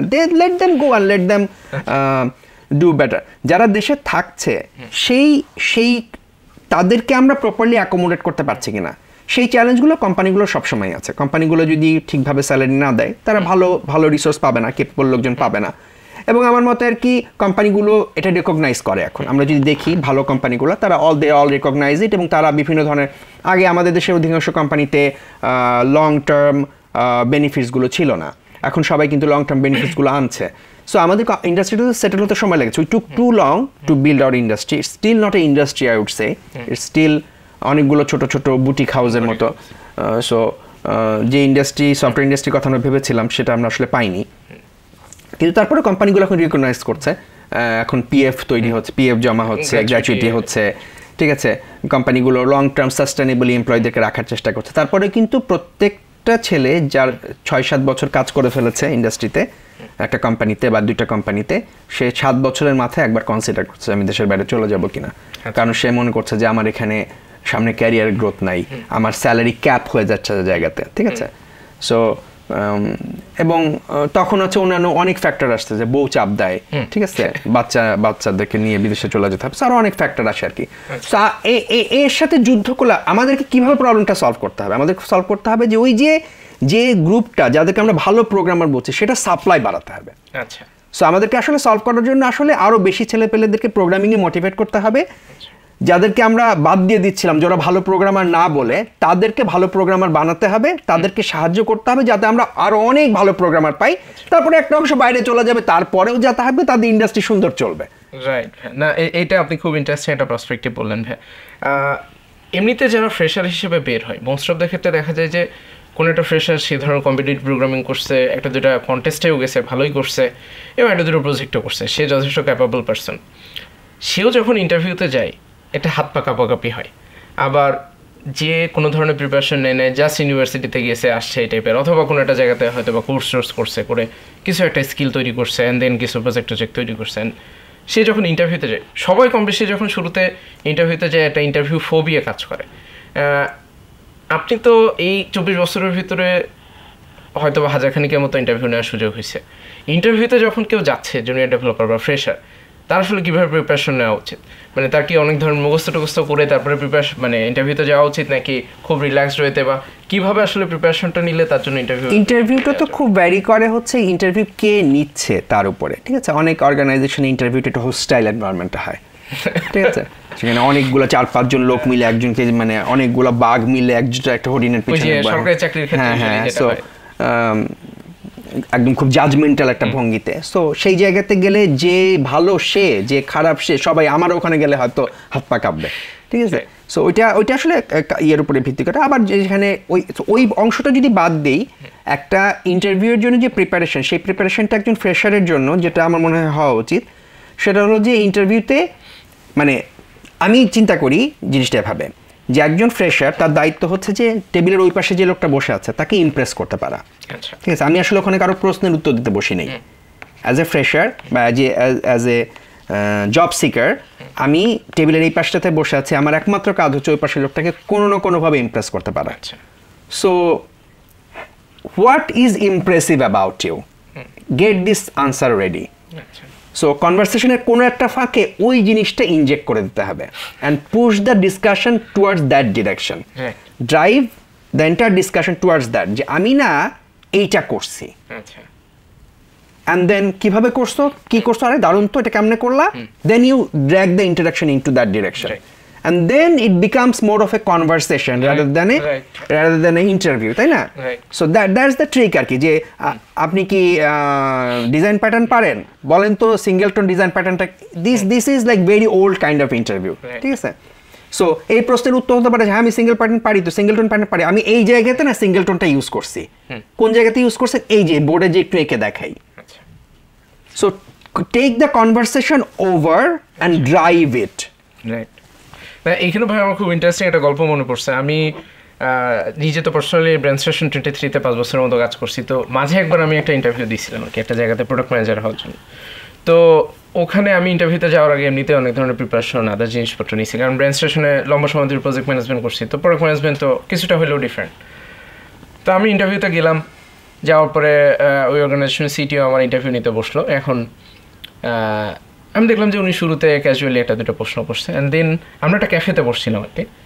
তো যে ঘটনাটা ঘটলো, হঠাৎ করে আমি দেখলাম যে আমার ইন্টারেস্টের সাথে কানেক্টেড একটা জিনিস উনি জিজ্ঞাসা করছে, এবং সেইটা নিয়ে জাস্ট গল্প করতে করতে আমরা দেখি যে ইন্টারভিউটা আমরা প্রায় 3 ঘন্টার মতো সময় চলছে। এবং ওইটা থেকে আমি দেখি যে দ্যাটস অ্যান পারফেক্ট এক্সাম্পল, যে আমি যখন ইন্টারভিউতে বসতেছি তখন কিন্তু অপর পার্সনকে একটা হইতেছে যে ইমপ্রেস করা, আর একটা হইতেছে তাকে একটা কনফিডেন্স দেওয়া, যে ভাই আমি আপনার টিমে যদি আসি I will add value, as simple as that, আর কোনো কিছু না। কিন্তু মানে এমন না যে, আমি ইনফ্যাক্ট অনেক স্টুডেন্টকে এটাও বলি যে ইন্টারভিউতে যদি তোমাকে 5টা কোশ্চেন জিজ্ঞাসা করে, 5টা কোশ্চেন অ্যান্সার যদি তুমি নাও দিতে পারো, তুমি জাস্ট কনফিডেন্টলি পুরো জিনিসটা, হয়তোবা যে প্রশ্নটা জিজ্ঞাসা করছে ওইটার আশেপাশের কিছু জিনিস বললা, যে আমি এক্স্যাক্টলি এটা জানি না, বাট এটার আশেপাশে এই জিনিসপত্র সম্পর্কে আমার ধারণা আছে, আদারওয়াইজ তুমি এটা বলতেই পারো যে না আমি তো জানি না, না আমি তো জানি না, কারণ ইন্টারভিউতে যে বসে আছে, কারণ কাউকে যখন ইন্টারভিউতে ডাকা হয় তার মানে কিন্তু সে অলরেডি 1-2 ধাপ পার করে আসে। এবং যে ইন্টারভিউ দিতে বসছে, কারণ কোম্পানিগুলোরও তো এত টাইম নেই যে এই প্রত্যেকদিন বসে 100 মানুষের ইন্টারভিউ নেয়। সে যখন ইন্টারভিউ দিতে বসে তার কিন্তু একটা ইন্টেনশন আছে যে এই পার্সনটাকে যদি আমি সিলেক্ট করে ফেলতে পারি তাহলে আমার কাজ কমে যায়, ঠিক আছে। সো কিন্তু সে চাকরি দেওয়ার জন্য কিন্তু বসে আছে। ফ্যাক্ট যেটা হয় যে আমরা যখন আমাদের কোশ্চেন কমন পড়ে না আমরা জাস্ট অ্যাভয়েড করে যাই। এদের আমরা যদি কোনোভাবে একটু অ্যান্সার করার চেষ্টা করতাম, ওই যে আমরা যখন এসএসসি এক্সাম দিচ্ছি তখন তো সৃজনশীল প্রশ্ন ছিল, তো সৃজনশীল প্রশ্নতে কিন্তু একটা ঘটনা হতো এরকম যে মূল প্রশ্নের উত্তরের সাথে আদার্স কিছু জিনিসপত্র লিখতে হতো, কারণ সাইজটা বড় না হলে মার্ক হয়তো বা বেটার পাওয়া যেত না। তো ওই সিমিলার জিনিস যদি এখানেও অ্যাপ্লাই করতো যে আচ্ছা ঠিক আছে আমি পুরো প্রশ্নটা আমার কমন পড়ে নাই, কিন্তু আমি দেখি যে আদার্স জিনিসপত্রের ভিতরে আসলে ওনাকে ওই কনফিডেন্সটা আমি কোনোভাবে দিতে পারি কিনা, যে ইউনিভার্সিটিতে কোনো একটা প্রজেক্ট করছি বা কোনো একটা ফ্রেন্ডের একটা প্রজেক্ট করে দিচ্ছি, সেটা থেকে করা যায়। যেমন আমি পার্সোনালি যে জিনিসটা স্টুডেন্টদেরকে সবসময় বলি যে কেউ যখন প্যাশন খুঁজে পাচ্ছে না, যে ভাই আমি তো প্রোগ্রামিংয়ের প্রতি কোনো ইন্টারেস্ট নাই, আমি সিএসসিতে ভর্তি হয়েছি, ভাই বুঝতেছি না কী করবো, কীভাবে স্টার্ট করবো। তো আমি তখন তাকে বলি যে ভাই তোমার বন্ধু বান্ধব আত্মীয়স্বজনের ভিতরে ফাইন্ড আউট করো যে কার একটা ওয়েবসাইট লাগবে। ওয়েবসাইট ডাজ নট মিন যে তোমাকে খুব বড় একটা ই কমার্স ওয়েবসাইট হতে হবে বা কমপ্লিকেটেড কোনো, হয়তো বা একটা ল্যান্ডিং পেজ, কারোর হয়তো বা একটা ফেসবুকে এফ কমার্সের দোকান আছে, তাকে একটা ল্যান্ডিং পেজ বানাই দাও, জাস্ট একটা ল্যান্ডিং পেজ।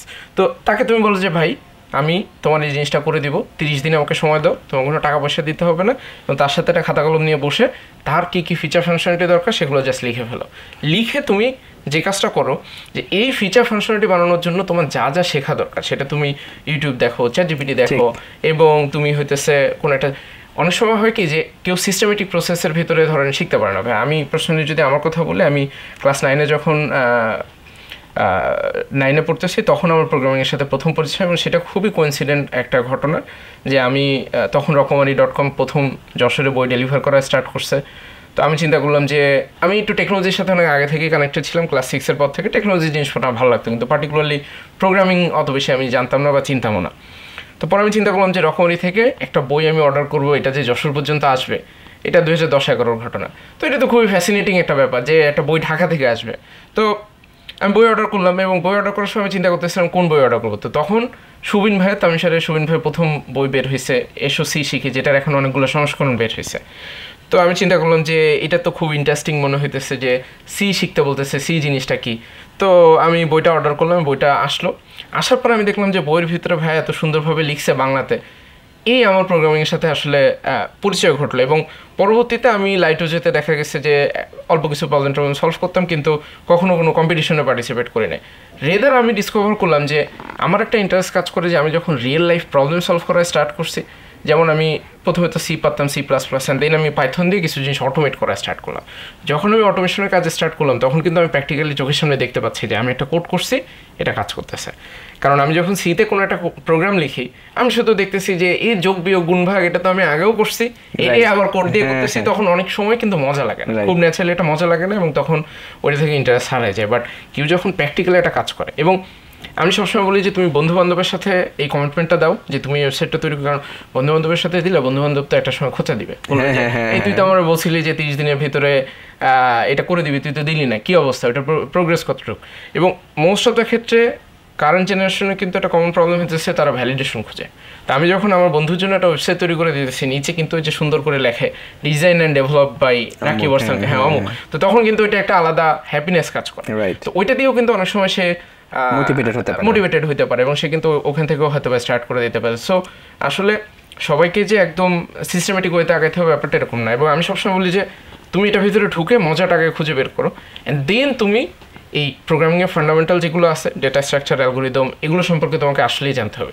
কারণ তুমি যদি এগুলো সম্পর্কে না জানো, তুমি আলটিমেটলি ওই ডেভেলপার হয়ে থাকবা, তুমি প্রোগ্রামার হইতে পারবো না। বা ট্রু ইঞ্জিনিয়ার যেটা হয় যে ইঞ্জিনিয়ার সামন যে আসলে প্রবলেম সলভ করতে পারে, এবং সেই প্রবলেম সলভ করার জন্য বিভিন্ন ধরনের টুলস সে ইউজ করবে। কিন্তু ফান্ডামেন্টালি একটা, যেমন আমি রিসেন্টলি একটা ইউনিভার্সিটিতে গেছিলাম কুমিল্লাতে, তো সেখানে আমি জিজ্ঞাসা করলাম যে সিএসসি ডিপার্টমেন্টে, এবং কম্পিউটার ল্যাবে বসে আমি একটা সেশন নিতেছিলাম। তো আমি বললাম যে এই যে মনিটরটা দেখতে পাচ্ছ, এবং মনিটরের পিছনে যে একটা HDMI পোর্ট আছে আর একটা আছে VGA পোর্ট, তো VGA পোর্ট আর HDMI পোর্টের ভিতরে ডিফারেন্স কি তুমি কি জানো? ওইখানে দুইটা পোর্ট কেন দিছে, এবং এই পিসির ভিতরে যে একটা প্রসেসর আছে এটা কাজটা কি, এটা করে কি, র্যামের কাজটা কি তুমি কি জানো কেন? ও বলে যে না ভাই আমি তো জানি। এবং পুরা রুমে মোস্ট প্রবাবলি ফার্স্ট ইয়ার থেকে ফোর্থ ইয়ার পর্যন্ত মোটামুটি 70 থেকে 80 জন স্টুডেন্ট ছিল, কেউ অ্যান্সার করতে পারে নাই যে এগুলোর আদৌ কাজ কি। তো আমার কথা হইতেছে কেউ যখন ইঞ্জিনিয়ার হিসেবে তার নিজেকে দাবি করতেছে, কারণ সিএসসি মানে তো কম্পিউটার সায়েন্স অ্যান্ড ইঞ্জিনিয়ারিং, তার মানে আমি তো কম্পিউটার ইঞ্জিনিয়ার। তো আমি যখন নিজেকে কম্পিউটার ইঞ্জিনিয়ার দাবি করি তখন তো আমার এই ডিভাইসটা সম্পর্কে জানা উচিত। আমি শুধু সফটওয়্যার জানবো, হার্ডওয়্যার জানবো না, মানে তাইলে তো হলো যে আমি ওই সাঁতার কাটতে চাচ্ছি কিন্তু পানিতে ভিজতে চাচ্ছি না, কাইন্ড অফ ব্যাপারটা কিন্তু এরকম। এখন কেউ যদি কোনো একটা সিভিল ইঞ্জিনিয়ার এসে যদি বলে যে আমি রড সিমেন্টের মান বুঝি না, এটা বুঝি না, আমি তো শুধু বুঝি যে কিভাবে পিলারগুলো হবে, তাইলে তো আমি তাকে দিয়ে একটা বিল্ডিং বানাইতে বানাবো না, কারণ আমি তো ভাবছি এই তো বুঝেই না জিনিসপত্র আর কি। তো ডিফিকাল্ট ব্যাপার। তবে নেক্সট যে জিনিসটা জানতে চাই, কেউ একজন হয়তো বা অনেক কষ্ট করে জুনিয়র ডেভেলপার হয়েই গেল, একটা কোম্পানিতে হয়তো বা ইন্টার্নশিপে শুরু করছে। এখন সে জুনিয়র ডেভেলপার থেকে আমরা একটা ডেফিনেশন বের করছি, সেটা হচ্ছে ম্যাচিউর ডেভেলপার কীভাবে হতে পারে, যাতে করে ওই কোম্পানিতে তার একটা লম্বা সময় থাকার বন্দোবস্ত তৈরি হয়, অথবা সে যদি নাও থাকতে চায় অন্য একটা কোম্পানিতে যাওয়ার জন্য তো তার নিজেকে প্রিপেয়ার করতে হবে। তো এই জুনিয়র ডেভেলপার থেকে ম্যাচিউর ডেভেলপার বা মিড লেভেল ডেভেলপারে যাওয়ার জার্নিটা আসলে তার কেমন হওয়া উচিত, রিগার্ডলেস অফ যে টেকনোলজিতেই সে কাজ করুক? ডাক্তারদের মতো আর কি, একদমই ঠিক আছে। ডাক্তাররা যেমন চিরখালি লেখাপড়া করে আর পর পরীক্ষা দিতে থাকে, ওইরকম আর কি। সো ছোটো করে ভাই একটু ইন্টারাপ্ট করতে চাই ডাক্তারের গল্পে। একটা মেজরিটি পিপলের একটা ধারণা আছে যে বাংলাদেশে যারা এই যে প্রফেসর আছে, অ্যাসিস্ট্যান্ট প্রফেসর ডাক্তার আছে, তারা মনে হয় মানে হাওয়ার উপরে এই 1800-2000 টাকা ভিজিট নেয়। কিন্তু মোস্ট অফ দ্য পিপল জানে না যে আমার একটা সময় খুব ডাক্তার হওয়ার ইচ্ছা ছিল, হয়তো বা যখন আমি ক্লাস 5-6-এ পড়ি এই টাইপের কোনো একটা সময়। তারপরে আমি হাই স্কুলে ওঠার পরে আমার একটা হাই স্কুল লেভেলের one of the closest friend, তোর বাসায় আমি প্রায় সময় নাইট স্টে করতাম পাশাপাশি। ওর আব্বা ওর যশোর মেডিকেল কলেজের প্রফেসর। তো আমি আঙ্কেলকে দেখতাম যে সকালবেলা বের হয়েছে, তারপরে উনি হসপিটালে যায়, সরকারি হসপিটাল দেখা শেষ করে বেসরকারিতে যায়, বাসায় আসার আগে একটা অপারেশন করে, দেন উনি বাসায় আসে, খাওয়া দাওয়া করে, এসে নামাজ পড়ে, অ্যান্ড দেন উনি একটা বই নিয়ে এই খাটের উপরে বসে যায়। আমি চিন্তা করলাম যে এই লোকের আর পড়ার কী দরকার, সে তো সিনিয়র, সে প্রফেসর হয়ে গেছে, তার তো পড়া। তো মেজরিটি পিপল ভাবে যে ডাক্তার হওয়ার উপরে টাকা পয়সা নেই এবং আসলে পড়াশোনা করার কোনো প্রয়োজন কারোরই হয় না। আমি হয়তো বা একবার ইউনিভার্সিটিতে যা পড়ছি এটা দিয়ে আমার পুরো লাইফ কাটাই ফেলবো। তো back to the main question, যে জুনিয়র ডেভেলপার থেকে ম্যাচিউর ডেভেলপারের জার্নিটা আসলে কী হওয়া উচিত? সো একটা কোম্পানিতে যখন জয়েন করে ফেলেছে, আমি জয়েন করে ফেলার পরে আসলে আমার মেইন কাজ হচ্ছে যে কোম্পানি যে প্রোডাক্টগুলো নিয়ে কাজ করে, প্রোডাক্টগুলো বোঝাও তাদের ইন্টারনালি তারা কীভাবে, এবং আমার ভ্যালু অ্যাড করতে শুরু করবো। So that's the first thing I need to do, যে আমি আসলে ওখানে ভ্যালু অ্যাড করবো। আমাকে যে কাজগুলো অ্যাসাইন করা হচ্ছে কাজগুলো আমি ঠিকভাবে করব।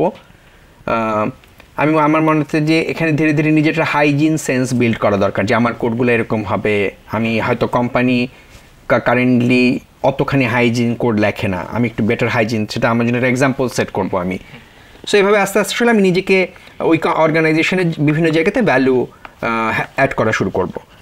এরপরে আমার যেটা মেইন কাজ হলো যে ওই অর্গানাইজেশনের ভেতরে দেখা যে আমি আসলে কি কি নতুন জিনিস এখান থেকে শিখতে পারি। ওই কোম্পানির ভেতরে দেখা যাচ্ছে যে এই জায়গাতে একটা কাজ হচ্ছে যেটা আমার জন্য নতুন, ওই কাজটা আমি কখনো করিনি।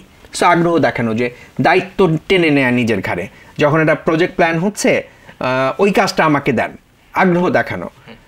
এমনিতে কি হয়, মানে আমরা তো খুব কমফোর্টেবল হয়ে যাই যে জায়গাতে কাজ করি। সো একটু মানে ডিসকমফোর্টের ভেতরে থাকা, ঠিক আছে, সবসময় খুব কমফোর্টেবল না হওয়া, একটা কাজই বারবার না করে একটু সুইচ করা। আমি অনেকদিন ধরে ব্যাক এন্ডের একটা জিনিস করছি, তারপরে একটা নতুন প্রজেক্ট আসলো, কিন্তু ফ্রন্ট এন্ডের লোক পাওয়া যাচ্ছে না, ফ্রন্ট এন্ডের টিমটা বিজি। আচ্ছা ঠিক আছে, আমাকে দেন, আমি ফ্রন্ট এন্ডের ওই পার্টটাও করে দেবো। এই যে এই কথাটা বলার যে সাহসটা, এটা বলা, কিন্তু এটা তখনই যে ওই কথা কঠিন হয়ে যায় যখন আমি নিজেকে ট্যাগ করে ফেলছি যে আমি তো আসলে ব্যাক এন্ড ডেভেলপার, বা আমি তখন আর ওই ফ্রন্ট এন্ডের ওটা করতে চাই না। সো নিজেকে একটু ডিসকমফোর্টের মধ্যে ফেলা, আনকমফোর্টেবল করে ফেলা, করে ওই জিনিসগুলো শেখা। এবং এটাই আমার মনে হয় যে একটা বড় চেঞ্জ আর কি, দ্য ওয়ে আমরা অপারেট করি উইদিন অর্গানাইজেশন, যে আমরা যদি বিভিন্ন রোলে একটু প্লে করি, সেটা হচ্ছে খুব আমাকে হেল্প করে। এর বাইরে হচ্ছে যে যখনই কোম্পানির যে কনটেক্সট, সেই কনটেক্সটের বাইরে শেখাটা আমি কতটুকু মানে ওই সুযোগটা কতটুকু নিচ্ছি। কারণ হলো যে আমি অধিকাংশ সিনিয়র মিড ডেভেলপারদেরকে যখন ইন্টারভিউ করি, তারা তখন আমাকে এসে বলে যে ভাই আমি তো ওই টেকনোলজিতে ওই জিনিসই পারি, অন্য কিছু পারি না, কারণ কোম্পানিতে তো আসলে এর চেয়ে বেশি শেখার সুযোগ দেয় না। রাইট ভাই, ওইটাই আমি হ্যাঁ। সো এইটা যখন একজন ডেভেলপার একটা ইন্টারভিউতে বলে যে না আমি তো আসলে আর কিছু, আমি চিরকাল সিকিউএল সার্ভারেই কাজ করছি, মঙ্গোডিবি কখনো দেখি নাই, কারণ আমার কোম্পানি তো সিকিউএল সার্ভার ইউজ করে, আমি তো আসলে মঙ্গোডিবি কখনো লাগে নাই, আমি ইউজ করি নাই কখনো। এখন এই যে আপনি মঙ্গোডিবি পারেন না বা কখনো ব্যবহার করেননি মঙ্গোডিবি, বা আপনি নো সিকিউএল ডেটাবেস সম্পর্কে কোনো ধারণাই রাখেন না, এই দোষ আসলে কোম্পানিকে দেওয়া যাবে না। মানে ওই কনভারসেশনটা শুনলে মনে হয় কি দোষটা কোম্পানির, যে কোম্পানি মঙ্গোডিবি ইউজ করে নাই দেখে আমি পারি না। কোম্পানি তো মঙ্গোডিবি ইউজ করবে কখনো বলনি, তার তো একটা বিজনেস গোল আছে, সে সেটা ডেলিভার করতে হবে, সেই জন্য সে আপনাকে হায়ার করছে। আপনার একটা দায়িত্ব কোম্পানির ওই পারপাসটা সার্ভ করা, কিন্তু আপনার কিন্তু আরেকটা দায়িত্ব আছে টুয়ার্ডস ইয়োর সেলফ, ঠিক আছে, যে আপনি আসলে ফিউচার প্রুফ হচ্ছেন কিনা, আপনি আসলে নতুন নতুন টেকনোলজি শিখছেন কিনা। সেই দায়িত্বটা যদি আপনি পালন না করেন, তার জন্য আসলে সম্পূর্ণ আপনিই দায়ী। সো আপনাকে যেটা করতে হবে যে কোম্পানির যে কনটেক্সট আছে, যেখানে আপনি খুব কমফোর্টেবল, তার বাইরে আপনি পারেন না এরকম টেকনোলজি স্ট্যাকগুলো ঘুরে ফিরে দেখা, শেখা, সেগুলো কীভাবে কাজ করে জানা। এবং তার বাইরে আমি মনে করি যে প্রত্যেকটা ডেভেলপারেরই যে কোনো না কোনো অর্গানাইজেশনে কাজ করছেন, যে যার এক্সপিরিয়েন্স 2 থেকে শুরু করে 5-6 বছর আছে, তাদের সবারই এক বা একাধিক পেট প্রজেক্ট থাকা উচিত, যেগুলো সে পার্সোনাল টাইমে সে করে, তার একটা গিট ট্রিপও আছে, সেখানে সে কমিট করে। আর একটা ভালো টেকনিক হচ্ছে অনেকে যেটা করতে পারে, সেটা হচ্ছে ওপেন সোর্সে কন্ট্রিবিউট করা। সো ওপেন সোর্সে কোনো একটা পছন্দের একটা প্রজেক্ট বেছে নিয়ে সেই প্রজেক্টে কিছু পুল রিকোয়েস্ট দেয়া, যে আমি এই কাজটা করছি, এই বাগটা আমি ফিক্স করছি, ওখানে কন্ট্রিবিউশন করা, এগুলো আস্তে আস্তে কমিউনিটিগুলোতে কন্ট্রিবিউট করা, স্ট্যাক ওভারফ্লোতে কিছু লেখা। সো এইগুলো আসলে আমার মনে হয় যে একটা মানুষকে ম্যাচিউরিটির দিকে নিয়ে যায় আর কি।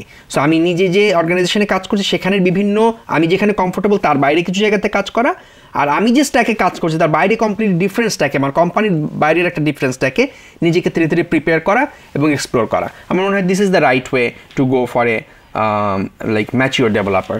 আচ্ছা, এইটা আরেকটা যে জিনিসটা জানতে চাই ভাই, সেটা হচ্ছে অনেক সময় যে সকল ডেভেলপার বিশেষ করে সার্ভিস কোম্পানিতে কাজ করে, তো সার্ভিস কোম্পানিতে যেটা হয় যে most of the time traditional কাজগুলো বেশি করা হয় বা ট্রেডিশনাল প্রবলেমগুলো বেশি সলভ করা হয়। সে ওরকম যে ফ্যান্সি জিনিসপত্র, AI, machine learning, block chain, এগুলো নিয়ে কাজ করার সুযোগ তার খুবই কম হয়। তো মোস্ট অফ দ্য ক্ষেত্রে দেখা যায় যে জুনিয়র ডেভেলপার, তার তো তখন এমনিতে একটু রক্ত গরম থাকে, সো সে সবসময় এক্সাইটিং জিনিসপত্রের মধ্যে কাজ করতে চায়। তো সে যেটা করে যে প্রথমে 1 বছর কাজ করে, 2 বছর কাজ করে, এর পরবর্তীতে সে মোস্ট অফ দ্য টাইম দেখা যায় যে 1 বছর পরেই সে হাঁপায় যায়, সে বলে ভাই আমি এখন রিপিটেটিভ একই কাজ করতেছি, এখন তো আমি চোখ বন্ধ করে আমার কোড করে ফেলতে পারি, আমাকে এখন নতুন জায়গায় যাইতে হবে। তো এরপরে সে সিদ্ধান্ত নেয় যে সে চাকরি বাকরি সুইচ করে ফেলবে, এবং সে যখন দ্বিতীয় চাকরিতেও যায় 1 বছর পরে, ওখানেও তার মনে হয় গিয়ে এই যে একটা ডিলেমা তৈরি হয় যে যেখানে যেতেছি আমি আমার সেই এক্সাইটমেন্টটা পাচ্ছি না। তো এরকম সিচুয়েশনে আসলে ডেভেলপার কীভাবে চিন্তা ভাবনা করলে সে সবগুলো অর্গানাইজেশন বা অর্গানাইজেশনের মধ্যে সে যে টিমে কাজ করতেছে সেখানেও কি সে আসলে কোনো চেঞ্জ নিয়ে আসার চেষ্টা করে দেখতে পারে কিনা? ওইটা আসলে করার কথা আর কি। মানে আমি যখন একটা অর্গানাইজেশনে কাজ করি, সাপোজ আমি এমন একটা কোম্পানিতে কাজ করি যেখানে বেসিক্যালি আমি কতগুলো ক্রুড অপারেশন করি, ঠিক আছে, আমার একটা কমপ্লেক্স একটা বড় একটা সফটওয়্যার আছে যেখানে প্রচুর ডেটা ইউজারের কাছ থেকে ইউআই থেকে কালেক্ট করা হয়, তারপরে সেটা কিছু বিজনেস লজিকের ভেতর দিয়ে যায়, তারপরে সেটা ডেটাবেসে সার্ভ হয়। সো আমি কি একটা ইঞ্জিন বানাতে পারি কিনা, যে ইঞ্জিনটা আমার এই ফ্রন্ট এন্ডগুলোকে হাতে বানাতে হবে না, আমি পিছনে ডেটা স্ট্রাকচারটা ডিফাইন করে দিব, অটোমেটিক্যালি আমার ইউআইটা জেনারেটেড হবে, ঠিক আছে। সো আমি যে কাজটা রিপিটেটিভলি করি, একজন প্রোগ্রামারের কাজ কি, আমি আসলে প্রবলেম সলভ করতে চাই। প্রবলেমটা কি এক্ষেত্রে? প্রবলেমটা হচ্ছে যে আমার এই কাজটা রিপিটেটিভলি করা লাগে, that is my problem. So why don't I solve that problem, ঠিক আছে, rather than doing the repetitive thing. So try to bring in different engine, try to build your entire solution on top of that thing, যে আমি কীভাবে এই জিনিসটাকে automate করতে পারি, যে আমি কীভাবে অটোমেটিক্যালি ইউআই জেনারেট করবো, আমি অটোমেটিক্যালি কীভাবে ডেটা সেভ করার ইয়েগুলো জেনারেট করবো, আমি কিছু কোড জেনারেটার তৈরি করতে পারি যেটা আমার ফ্রেমওয়ার্কের জন্য কিছু কোড জেনারেট করে দিচ্ছে, যেটা অটোমেটিক্যালি আমার কাজকে কমায় দিচ্ছে। সো আমি ওই ধরনের ইঞ্জিন তৈরি করার চেষ্টা করি এবং আমার অর্গানাইজেশনকে আমি ড্রাইভ করতে পারি যে আমরা এই ধরনের আর্কিটেকচারাল মডেলে আছি, এখান থেকে আমরা একটা মনলিথের মধ্যে আছি, আমরা মাইক্রো সার্ভিসের দিকে যেতে পারি, কীভাবে যেতে পারি তার জন্য কোম্পানিকে গাইড করা।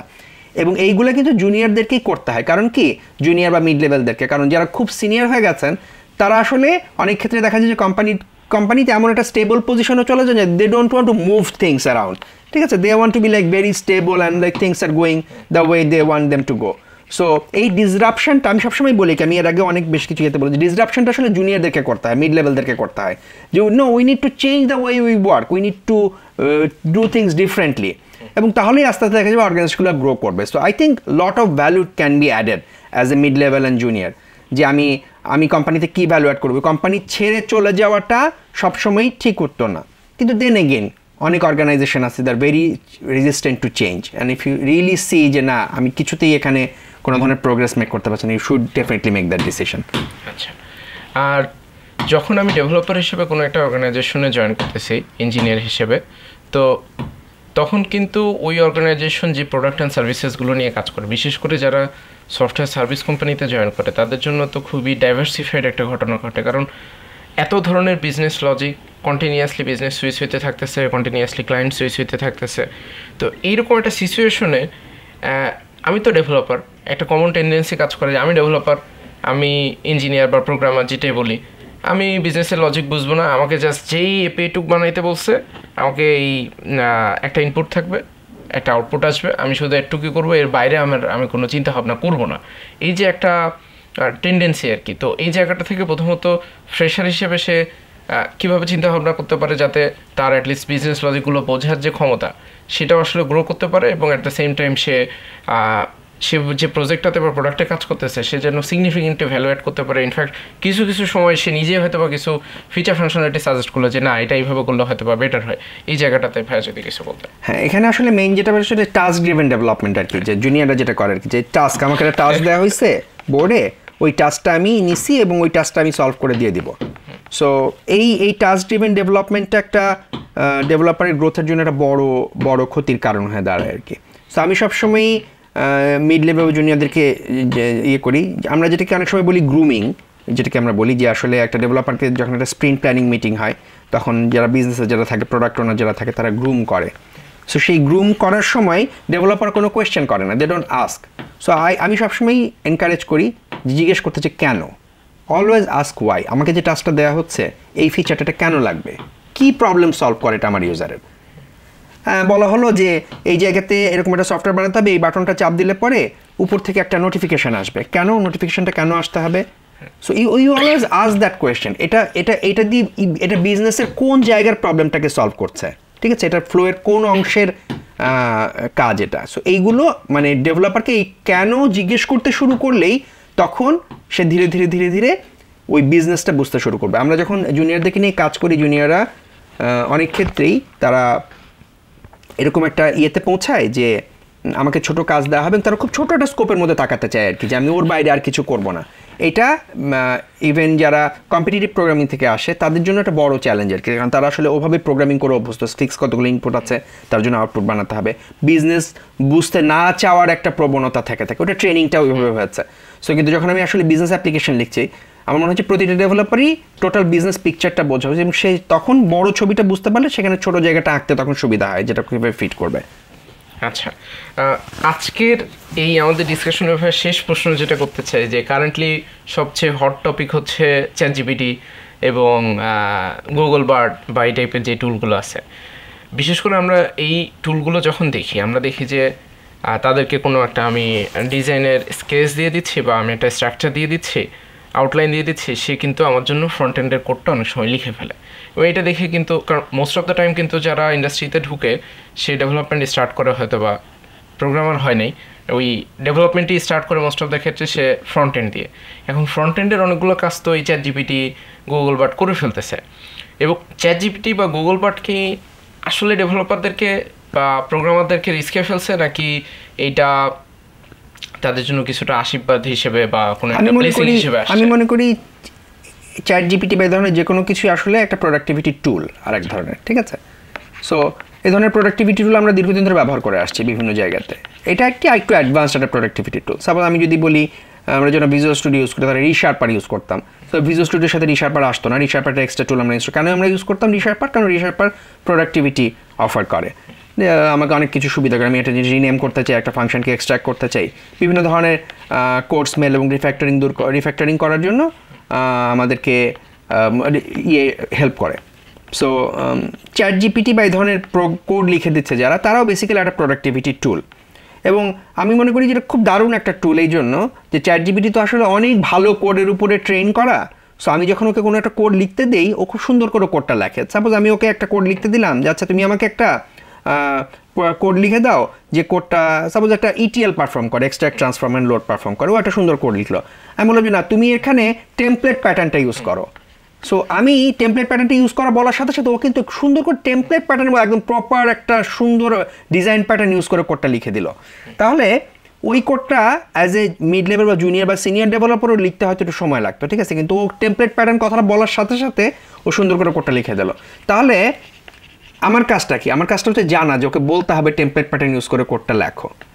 So that makes me productive. So আমার মতে মানে it's just gonna gain productivity. আমরা আরও অনেক ফাস্টার আর বেটার কোড লিখতে পারবো, এবং কারোর জব রিস্কে পড়ছে আমি একদমই মনে করি না, অ্যাবসলিউটলি না। আমার মতে আর কি যে আমাদের আসলে অনেক কিছুই বানানো হয়নি, অনেক কিছুই বানাতে হবে সামনে, অনেক জিনিস কাজ বাকি আছে। আমরা অনেক লোক প্রোগ্রামিং করে না দেখে অত কিছু করতে পারছিলাম না। এখন সবাই যদি অনেক এফেক্টিভ হই, আমরা অনেক প্রোডাক্টিভ হই, তাহলে আরও অনেক বেশি কাজ হবে। এবং আমার মনে হয় যে মানে সফটওয়্যার ইঞ্জিনিয়ারের যে কোর ভ্যালু, সেটাকে কোনোভাবেই চ্যাট জিপিটি বা কোনো টুলই আসলে রিপ্লেস করে না। আচ্ছা, ধন্যবাদ ভাইয়া, থ্যাংক ইউ ভাইয়া, thank you for your time. আজকে একটা লম্বা সময় ধরে আমরা অনেকগুলা টপিক নিয়ে ডিসকাশন করলাম। তো আজকের মতো আমরা এই ডিসকাশন এখানেই শেষ করব। তবে শেষ করার আগে যদি ভাইয়া যারা ফ্রেশার আছে, বিশেষ করে যারা সফটওয়্যার ডেভেলপমেন্ট আসতে চায় বা সফটওয়্যার ইঞ্জিনিয়ারিং ক্যারিয়ার ফিল্ডে আসতে চায়, তাদের জন্য যদি আপনি খুব ছোট করে কোনো সাজেশন দিতে চান যে এইভাবে যদি তারা চিন্তা ভাবনা করে বা এইভাবে যদি তার ক্যারিয়ারের ডিসিশনগুলো সে মেক করে, তার জন্য ফিউচারে ভালো হবে, এটা দিয়ে আমরা আজকের মতো ভাইয়া শেষ করতে চাই। ভাইয়া প্রথম কথা হচ্ছে যে প্রচুর কোড করতে হবে। কোড করার কোনো বিকল্প নেই। You need to write a lot of code, এবং নিজের হাতে লেখা অনেক কোড থাকতে হবে আর কি, চ্যাট জিপিটি দিয়ে লেখা না, ঠিক আছে, নিজের হাতে লেখা প্রচুর কোড থাকতে হবে, এটা প্রথম কথা। দ্বিতীয় কথা হচ্ছে যে অ্যাটলিস্ট তার ক্যারিয়ার শুরু করার আগে একটা ইন্টারেস্টিং অ্যাপ্লিকেশন একদম স্ক্র্যাচ থেকে বানানো দরকার আর কি। সেটা যে কোনো কিছু হতে পারে, যার যেটা পছন্দ হয় আর কি। সো যেটাই মনে হয় যে আমি বানাতে চাই, একটা জিনিস এন্ড টু এন্ড বানানোর যে কষ্ট এবং যন্ত্রণা, তার ভিতর দিয়ে একবার যাওয়া উচিত আর কি। একটা জিনিস পুরোপুরি এন্ড টু এন্ড বানায় শেষ করা খুব কঠিন। আমরা 10টা প্রজেক্ট শুরু করি, তারপর 9টাই শেষ করি না। সো ওইটা খুব জরুরি। আর ওইটা করতে গেলেই তখন হচ্ছে যে অ্যাকচুয়ালি বিজনেসটা বোঝা যায় যে আমরা আসলে কীভাবে কাজ করে, আসলে ব্যবসা কীভাবে কাজ করে। একটা বিজনেস অ্যাপ্লিকেশন যদি লেখা যায়, সেটা খুব ভালো ভ্যালু অ্যাড করে। আর আমি বলবো যে একটা জিনিস খুব জরুরি, সেটা হচ্ছে পড়ার অভ্যাসটা তৈরি করা, যেটা আর কি কাইন্ড অফ চলে গেছে। আমরা সবাই খালি ভিডিও দেখতে চাই এখন। সো ভিডিও ভালো, ভিডিও খারাপ না বিভিন্ন চ্যানেল থেকে, কিন্তু পড়ার যেটা ব্যাপারটা, সেটা হচ্ছে আমি চাইলে পরে আসলে এখানে always refer back to that book, I can refer back to that chapter. So আমি হচ্ছে চাইলে পরে ওকে ওইখান থেকে আবার শিখে আবার নিজেকে আইটারেট করতে পারি, ওটার উপরে রিইনফোর্স করতে পারি। সো পড়াটা খুব জরুরি। থ্যাংক ইউ ভাই, thank you for your suggestion. ইনশাল্লাহ ভাই ফিউচারে আবার কথা হবে। ইনফ্যাক্ট আজকে তো আমরা জুনিয়র ডেভেলপমেন্ট নিয়ে কথা বললাম, তো এর পরবর্তীতে হয়তো বা কখনো সিনিয়র ডেভেলপার বা মিড লেভেল ডেভেলপার সামনে কিভাবে আসলে ক্যারিয়ারে ভালো করতে পারে বা ওই রিলেটেড ডিসকাশন ইনশাল্লাহ করার চেষ্টা করবো ভাই। থ্যাংক ইউ ভাই, thank you for your time. Thank you.